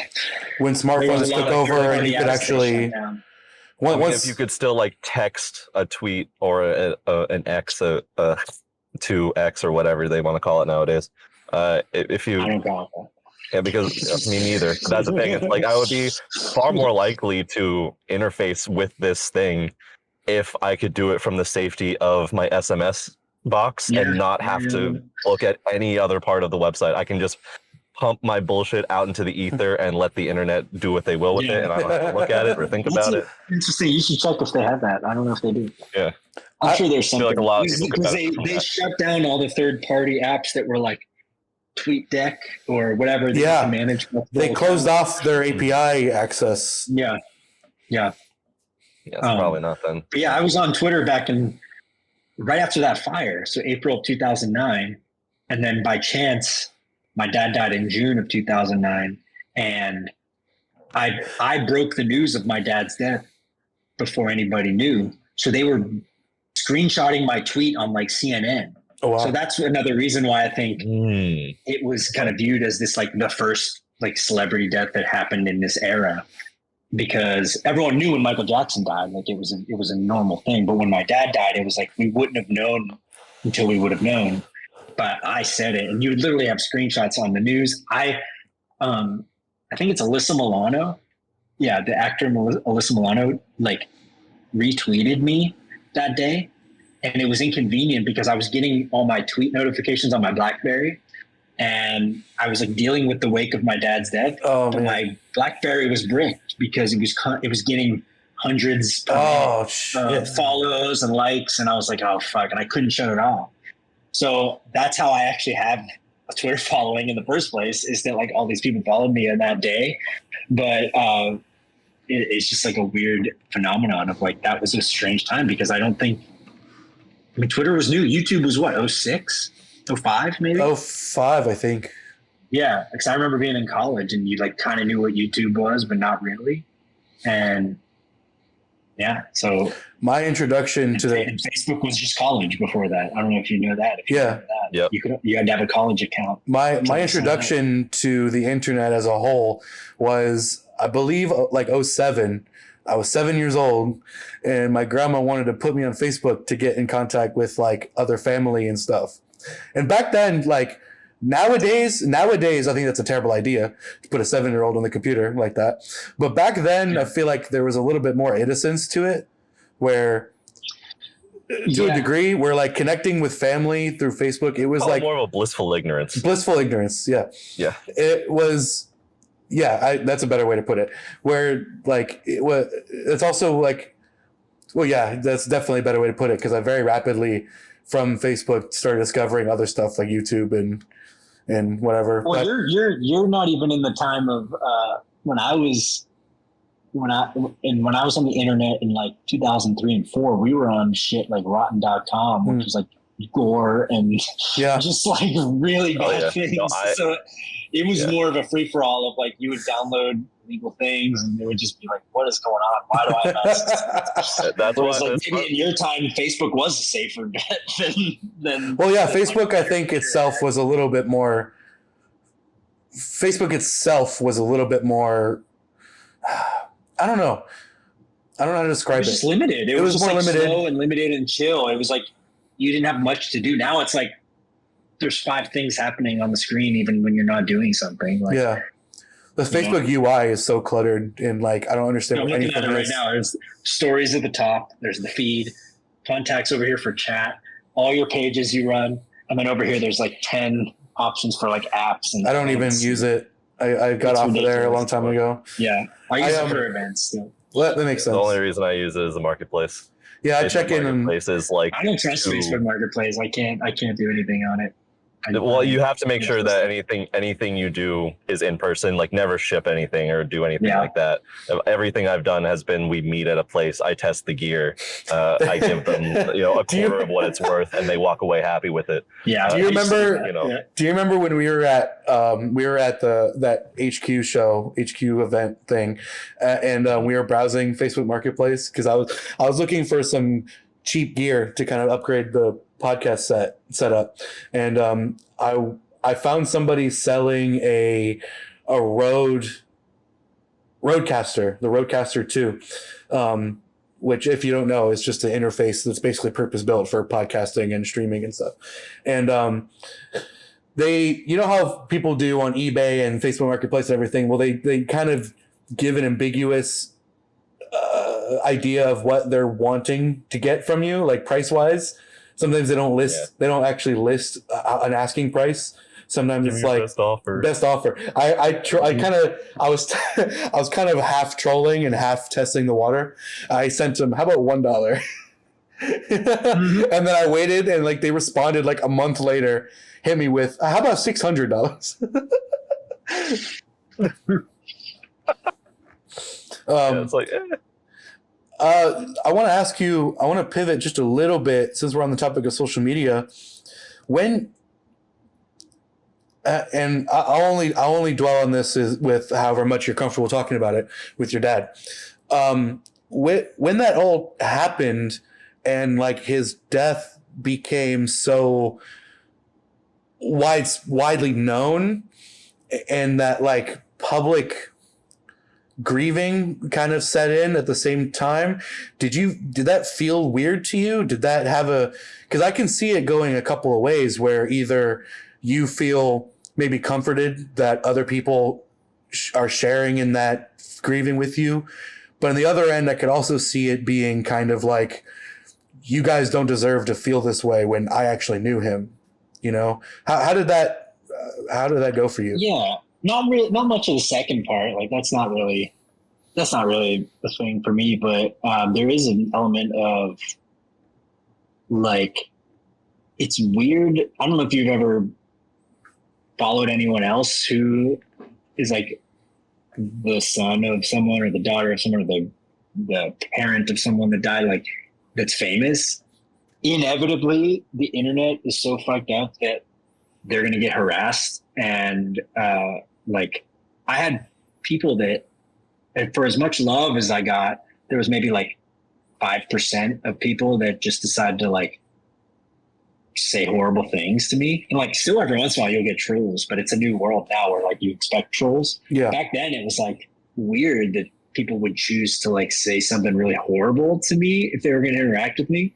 And so it's like made me really think about that when I'm talking about like someone who died, like that they're someone that loves them could be sitting there just looking for some support or something, and they see someone just like talking shit or, you know, so I try to like stay out of it if someone's going to shit on someone that just died.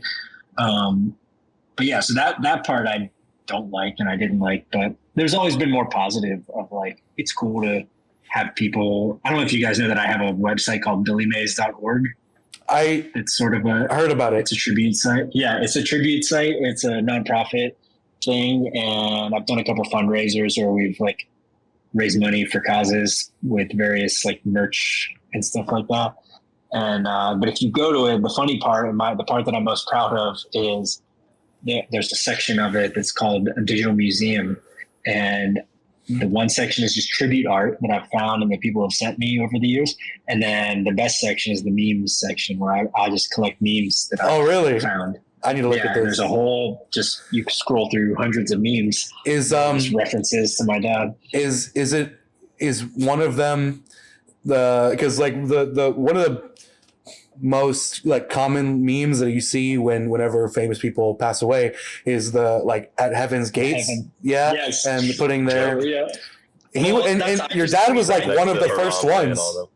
Yeah, I tweeted it recently that like one of the things that I wish my dad was alive to understand was that he lives on in this like celebrity heaven, and he was one of the original members. It was like the original people. Like it was originally made, I think, around when Harambe died. I think so. It was welcoming Harambe in heaven, and it was like Prince and whoever else was around that time.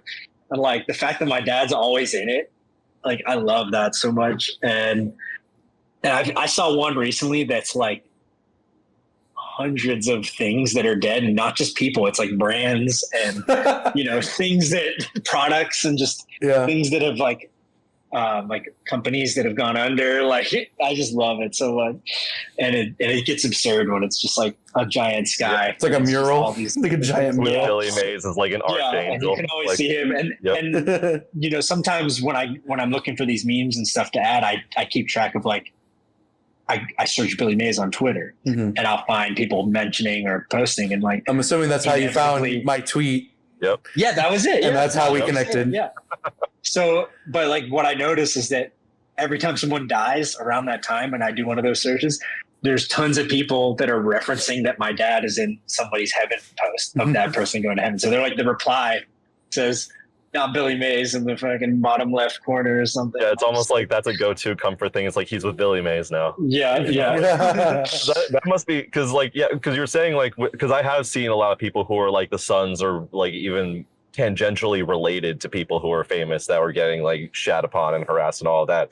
But it must be like, not to say that you obviously didn't get any of that, because of course you did, it's the internet, but like the amount of like genuine undying love that society as a whole had for your dad, like just unanimously, you know, like had to have really like I would imagine that you had to have felt that a lot harder Yeah, than I mean, anyone. I had to kind of let go of that because it went hand in hand. Like at first it was just like crazy amount of love being sent my way. And then as soon as there was any like TMZ headlines about like drugs in his system or anything like that, like people kind of like the worst people like kind of turned on me and him. And I was like, okay, that's weird. But the problem was like, that was almost harder than him dying in a way, because I was getting this weird like reflection of how society views like addiction and things like that. I was getting like this judgment to me that like I had nothing to do with anyway. And like they were also like showing what they think about people that, you know, deal with life, you know, in that way where they have to use something, which we all use something, whether it's phone scrolling or drugs or smoking or, you know, whatever. So I have no judgment on anyone doing that. And I don't have any judgment on my dad either for partying. And it's like, but dealing with that over the years became like an issue for me. It was like a mental health struggle of mine to like be exposed to that all the time, because I chose to be online continuously since then. I never really like got offline for an extended amount of time because so much of my life is music and doing stuff online. Yeah. So I just, at one point, I think maybe like 2014, 2015, I had to just like, I did like exposure therapy where I just kind of like tried to read every negative thing that was ever said about my dad. And I was just like, fuck this. Like, if I just read it all and just see that it's not a big deal and it's just people squawking, like it stopped affecting me for the most part. Like now if somebody says something, I was like, all right, like that's why you chose to waste your breath with that shit. It's a combination of people wasting their breath. That really is the best way to handle that, I feel like. Yeah, I see that. Like, I haven't had to deal with the same circumstances as you, but I used to be a bit more active in getting into arguments with people about things online. And I came to a realization at some point that like, specifically Twitter, I guess. And I actually ended up deleting my account and making the Ghost on the Ox one. But what I realized is all these people that are shit talking or expressing an opinion one way or another, it's so they're either wasting their breath, talking into a void. There's no reason to interact with them because it's extremely rare that you're actually going to convince somebody otherwise of something, or you come to find out that they're just an ignorant person that talks crap about everything, or they're a kid, like a literal child. They don't know, they just don't know what they're talking about at all. So it's just like, I kind of came to the same conclusion, sort of, that it's like, it's not worth really like putting mental energy into it. Yeah. Well, enough times I've done the thing where like at first I'm going to write a reply and like try to hit back at them somehow. And then I've gone into their profile, like somebody harasses me, let's say on Twitter, and then I go into their profile and like, there's the reply where they're like saying something really ignorant to me. And then like next tweet is something just normal. And then the tweet under that is like, my mom's dying. I don't know what I'm going to do with my life. Or, like something just mind blowing. Like, Yeah. wow, they're Yeah. through it. And then you're like, oh, they're just in pain. They're like lashing out at They're someone. also human. Yeah. So You know? like literally I've done that. Like Mhm. it's almost a passive aggressive thing to do, but I genuinely felt it. Like I was going to say something mean to them. I look at their account, see if they're going through some shit. And I would go to that tweet and reply and be like, sorry about your mom or something. And like, they'll reply. And it's like, and I'm serious. Like I genuinely feel that, but then I realize that it's like a little bit of a passive aggressive thing where like, it's like taking the high road to get back, to get them back in a way. Fill them with kindness kind of thing. Damn, But sorry to hear that, brother. There have been a couple times where I just say get over it or something like. Yeah. My best No, thing, but the best reply, I think, when people like I do this mostly in games. It doesn't really happen much in real life or in social media, but in video games, I usually tend to play multiplayer games like without a mic or anything. So I'll just use like the chat. And sometimes people will, whatever it is they're going through, maybe they're going through a bad day or they're just pissed off about whatever in the game. I just hit them with the, okay. or I heard, I got this from someone else, where they hit him with the baby talk. They hit him with goo goo gaga, and they because it's just so, it's like an acknowledgement that I heard what you said, but I don't care. Yeah. And I almost like gets them back more. Yeah. It pisses them off more. Lately I don't even block. I'll just ignore. Mm. And that's almost better. Like let them keep seeing me and like following me or whatever. And then like they might just keep saying something. And I just ignore. And like, it's just kind of like they're drowning. They don't get the attention, Yeah. But I've actually, there's an internet friend I have that started out as a troll to me. They trolled me and I dug deeper into their account and I ended up saying something nice. They said, I'm sorry for being mean. I'm just going through it. I followed them back and we like still interact sometimes. Really? And I'm just like, you know what? And I like that kind of thing. Like even this moment right now isn't that, but it's the fact that I remember that I found you by liking a tweet because you mentioned my dad, like is exactly the type of like internet friendships I make. And I love that. It's just like, we have common interests that are beyond that thing, but it's cool that I would have only found you that way probably. Like, I don't know if I would have made it through Port St. Lucie to play shows. And now I feel like I'm going to come play and hang with you guys, That'd be awesome. Kind of a beautiful thing.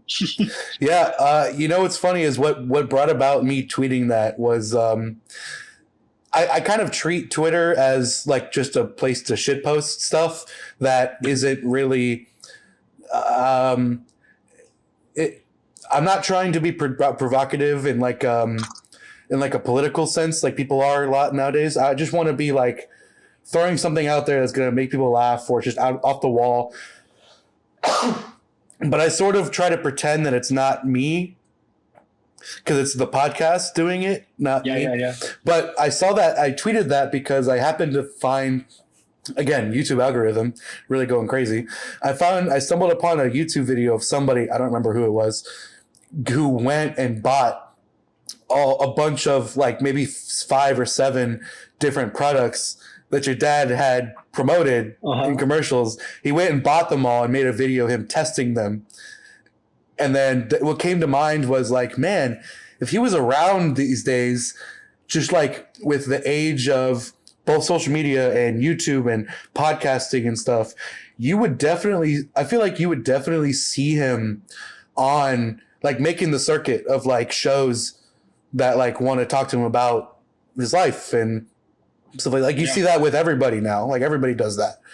And I got him on Twitter back before he died. I was on Twitter already. Yeah. And I got him on it because people were asking. And I had him texting from his BlackBerry, his tweets. Literally his last tweet ever is just got in from my flight. The tire blew out on landing. And he kind of like threw shade at US Air because that's what happened.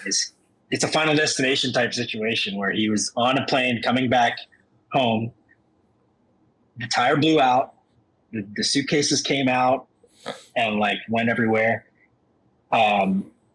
He they saw him when they went to go. The news went to cover it. They saw him and were like, Billy Mays, like you were on that flight. There's an interview with him that night where he says, "Yeah, it was crazy. Like I'm glad we're all right, but man, that was scary." And like he's just like real tired. He's like, "I'm just excited to get home." That night he died, and people were like, "Did the fucking plane?"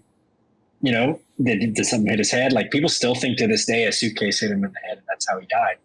Anyway, the point is that he was at this point where like I was kind of running his very little PR that he had. Like he didn't really have it. It was just me and him. I was literally like fielding things for him. So I guarantee that he would have been on TikTok and Cameo. I'd be setting him up with a Cameo so he could do shout outs. I would buy so many cameos. Yeah. Social media manager. Oh yeah. Because back in the day, he used to like meet people and then he'd record like voicemail greetings for them and shit. That's awesome. Yeah. But Billy Mays here. The person you're calling is not available. Mm-hmm. That would be amazing. Yeah. But it's how did the Twitter thing, the funny thing about the Twitter thing that I brought up was somebody was impersonating him and they had Real Billy Mays as their app. I reached out to that guy and like asked him to give us the account and he did. And that was someone I was in touch with for years afterwards because he did like this parody account. So if you go back into my dad's Twitter, like before 2000, mid 2008, I think, or no, I guess even late 2008, early 2009, there's all these goofy ass tweets that we never deleted that were just like jokes that some kid was posting as my dad. So like it sucks that it lives on. Like that's some deep lore right there. My dad. Yeah. So if you go back and you read something weird on my dad's Twitter, it's likely not him because it was just like really absurd, like almost like memes themselves. You can tell when it switches to him because it's like, just got to the restaurant, gonna have a burger. Like it was just like that kind of thing. Didn't that just happen to like some politician recently where they like had one of their interns like hand over their account to them and then people started screenshotting like all of the apparently that guy was like horny posting like constantly like under like all these thirst traps like being like heart, oh my god, so hot. And they didn't that happen? I thought they just repurposed some shitpost account that yeah. Or wasn't that, or maybe you're talking about somebody else, but didn't that happen with was it like Ted Cruz or somebody where somebody like looked through the stuff that they liked and whatever and is all like models on. Well, that's legit. Like that actually. Yeah, no, that one actually happened. That was actually him. Yeah, I think that was actually him, and he just didn't know that people can see. People can see. That happens every once in a while with the conservative. Yeah, they're liking like trans porn and stuff. Yeah, Yeah. How did, if I can ask you this, how did your dad get into that industry? And then at what point did you like kind of enter it with him to work with him on stuff as the PR? And I know I don't know to what extent, but I know you're involved with that show Pitchmen.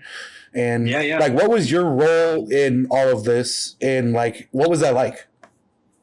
I mean, the story of my dad getting into it is just like a wacky tale of like 20 years of grinding as essentially like a carnival style pitchman on like boardwalks, like a dying profession of people who just sell you stuff from a booth. And he did that and he became really good at it. And then he didn't get on TV until he was like 40. We do like Home Shopping Network and stuff. And then OxyClean eventually like blew up because they basically revolutionized infomercials by doing a 2-minute infomercial style instead of a 30-minute. And so the first OxyClean commercial is legendary because it was this giant hit and proved that you can do short form infomercials like Call Now at the end of a 2-minute thing. And then it switched to 30 seconds or whatever. But my dad wasn't famous. He died when he was 50 and he really didn't get famous until he was like early 40s. So there was just this brief period where he was like known for what he does. And in that time, he got so beyond the infomercial world that they started a reality show, Pitchmen.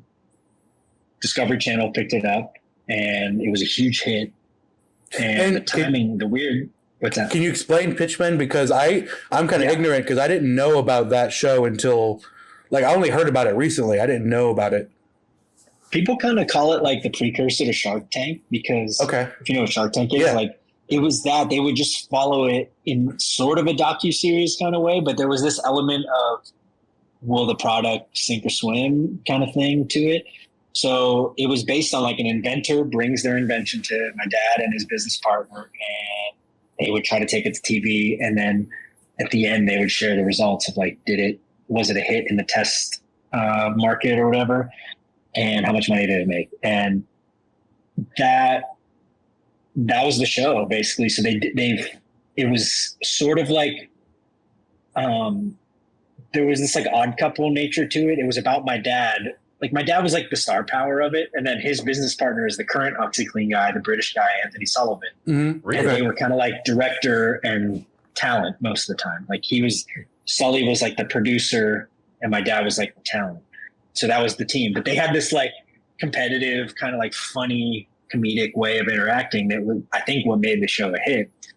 And so there was one season of it, and it was a big hit. It was like, I think it was like 1 million or 2 viewers on the first couple episodes, which is like good for cable television. Yeah.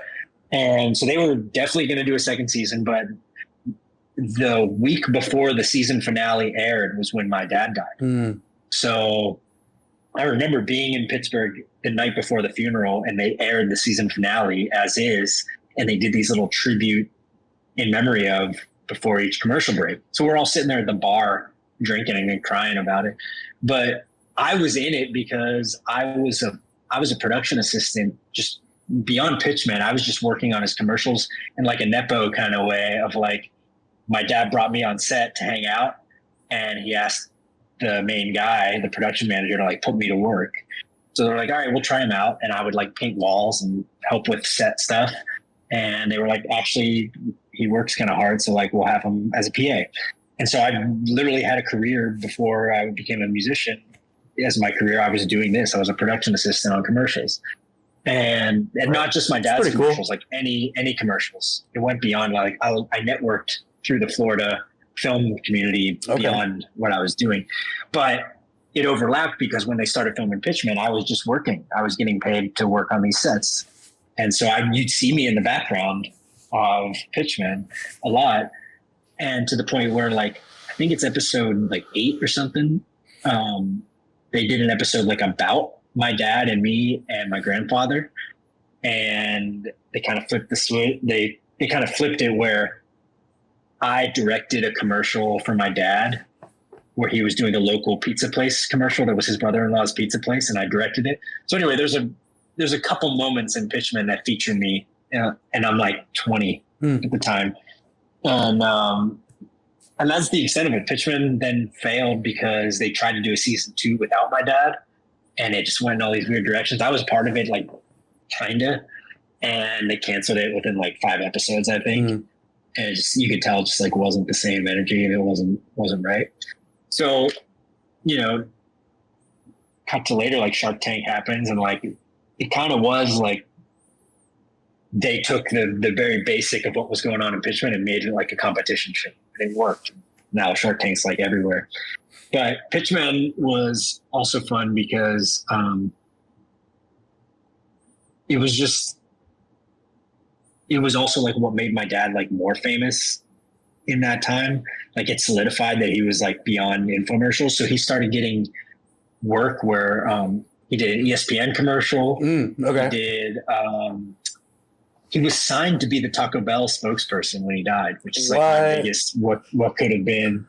Like I'm a huge Taco Bell fan. Like that's my road food. Yeah. I'll always get Taco Bell on the road. And so like my dream is to fulfill his legacy of like doing a Taco Bell commercial. And like, I have this vision where I train for it, and like I put on the blue shirt, and it's like an 8 Mile moment where like I'm like getting psyched up, and then I go out and I do the pitch. I could get your stream sponsored by Taco Bell. Yes, I could see a crossover where it's like, are you tired of getting fire sauce on your shirt? And it's like a Taco Bell and OxyClean like crossover. Yeah. Yep. Well, they were gonna do like Taco Bell infomercials. I guess that was the plan. Like that was why they signed him. And he died like right before they were about to start shooting. Man, That was a huge deal. That was gonna be a big thing. I had no idea. That's Yeah, he would have killed it at the Taco Bell press conference they just held a couple Dude, weeks I back. saw that. Saw any That of was that? like The gaming, like- Taco Bell Dude, E3. that was What's this? ridiculous. What's this? Fill me in on this. Oh, you Dude, don't- they did like a Steve Jobs style like rolling out their new menu, but like in front of a crowd and Really? chicken Oh, that's nice, enchiladas, and they show a big picture of it. And like the it was- Cheez-It Crunch App comedy. Supreme. It was pure comedy. Yeah, And like it was- I'm kind of mad. Like they've gotten rid of my favorite things lately. I used to be a quesarito guy. they got rid of the quesarito. Yeah, They got quesadillas rid of were that a while fired. back, Yeah, quesadillas were good. Damn, that was like the only thing I would eat at Taco Bell. That was I my favorite. I just imagine when you said Steve Jobs, I imagine like how every iPhone reveal, their phrase is something along the lines of the most advanced iPhone to date. You know, let's talk about the most advanced chalupa we've ever created. Chalupa was the first one that popped into my head too. I'm like, this man says chalupa. Yeah. How about you bring down the prices of the damn quesadillas and then we'll talk. And the prices have gone up quite a bit, but I still managed to get some value menu shit. I never really spend more than $5 at Taco Bell, but that's just me. I'm pretty good at it. Breakfast was a game changer. Yeah, totally. For sure. Well, guys, I kind of have to wind down here because I can hear my daughters out there, and I have to kind of take over parenting. Yep, and I just checked the time too. So Yeah. that's perfect Okay. timing. Cool. How do you wrap it up? You just Well, I want to thank you so much for coming on. Hold on. Ghost story. Oh my God, yes. Thank you for reminding me. oh what? Yes. Yeah, I don't know about this. Okay. Yes.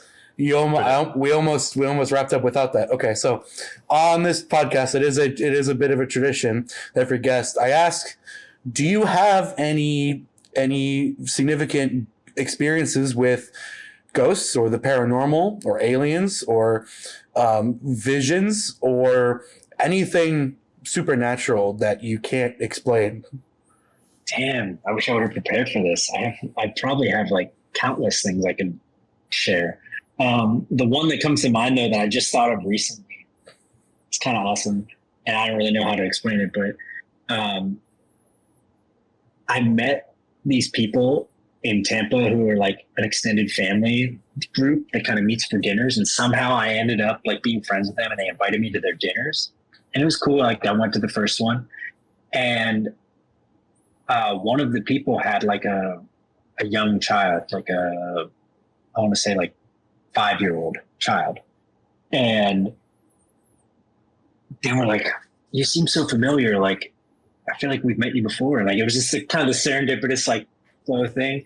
And then they got home and they texted me this thing. They were like, "Okay, this is gonna sound really weird, but our 5-year-old drew this 2 weeks ago, and it looks just like you." And I'm like, "Okay, let me see." And I still have it. They gave it to me.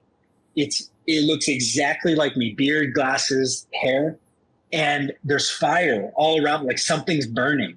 And this was 1 year after that fire. This is like, Oh my gosh. so it just like incorporated all the things Whoa. about me. And like, it just felt like I got chills instantly. And I was like, okay, I was like writing this off, but this kid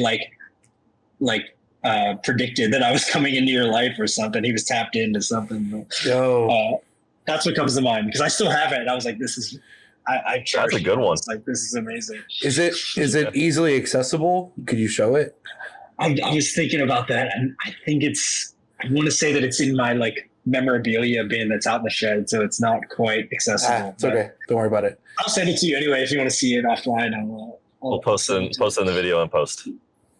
Yes. There you go. That'd be awesome. That's really cool. That's I've always said what we've always said. The kids are like the most like tapped in, whether they know it or not, to the open channels. to I the have supernatural. I've already talked about it on the podcast before, but I have like very, very vivid memories of like seeing entities that were like very clearly not in the room, like to other my people. God. Like literally talking. one that I remember vaguely, but my mom and my grandma say they remember very clearly, was me specifically talking to like Gabriel and Michael, the archangels, like in my room. And I remember in my head, like these two like all dudes just in the room. And there was some communication happening. I don't remember the specifics, but I remember seeing them there. And then like years later, my grandma, my mom told me that like, yeah, no, you would talk to whether or not it was actually, I'm not saying I'm him. I'm not saying I was talking to fucking archangels as a kid. Could have just been two other like, ghosts named Gabriel and Michael, but who the fuck knows? Yeah. It was, That's wild. yeah. Nice. But I yeah, I love being like, it is always eerie when you're running into those situations, like because it kind of, it's a hard thing to argue against, because I feel like we've all kind of had similar experiences as a kid that we just kind of forget about until we interact with a kid and something like that happens that's just normal to them, and you're just like, oh, wait a minute. It's like, oh, you don't see the Hat Man over there? You don't. Yeah, if your kid's seeing the Hat Man, then you need to lock your medicine cabinet. Yes. All right, man. Thank you so much for joining us. Thank you for having me. We will definitely chat with you guys. I could definitely chat longer, but we'll do a part 2 sometime. We'll do an in-person one when I come through town. That would be Absolutely. awesome. That would, you guys can come to Orlando or St. Pete to a show, or if I could come through.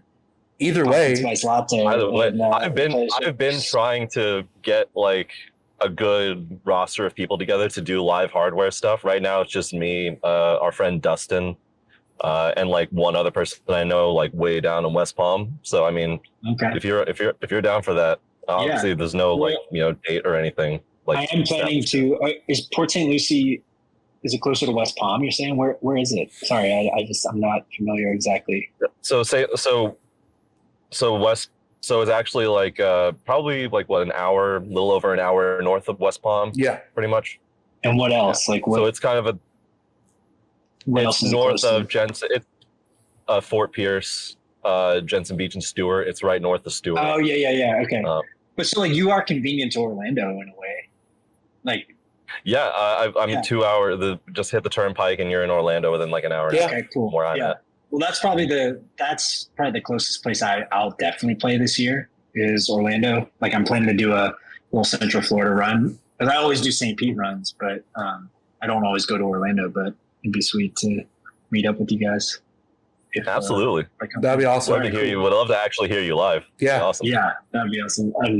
And likewise, I'll definitely check out your music, and we'll be in touch. Absolutely, awesome. Man, for sure. Cool. Thanks, guys. Hey, thank you so much. Have a good rest of your day. Peace, brother. Bye. Dude. Nice. What a guy. So, right? What a legend. We gotta like acknowledge the fucking. I was thinking about it the entire time the entire time it was happening too. I'm like, oh no, this can't be happening. When we just went on like a 40-minute tangent about AI and crypto specifically. I wanted to tie it in. At the same time, I wanted to make a joke about it, but I also didn't want to bring more attention to it, which is why I decided, because I was about to say, well, I'm about to create the ultimate chimera of shitty podcast topics, which is, what do you guys think the implications are of AI for the future of crypto? But then I'm like, no, let's do it. So anyway, this reminds me of something musical. That would have been funny.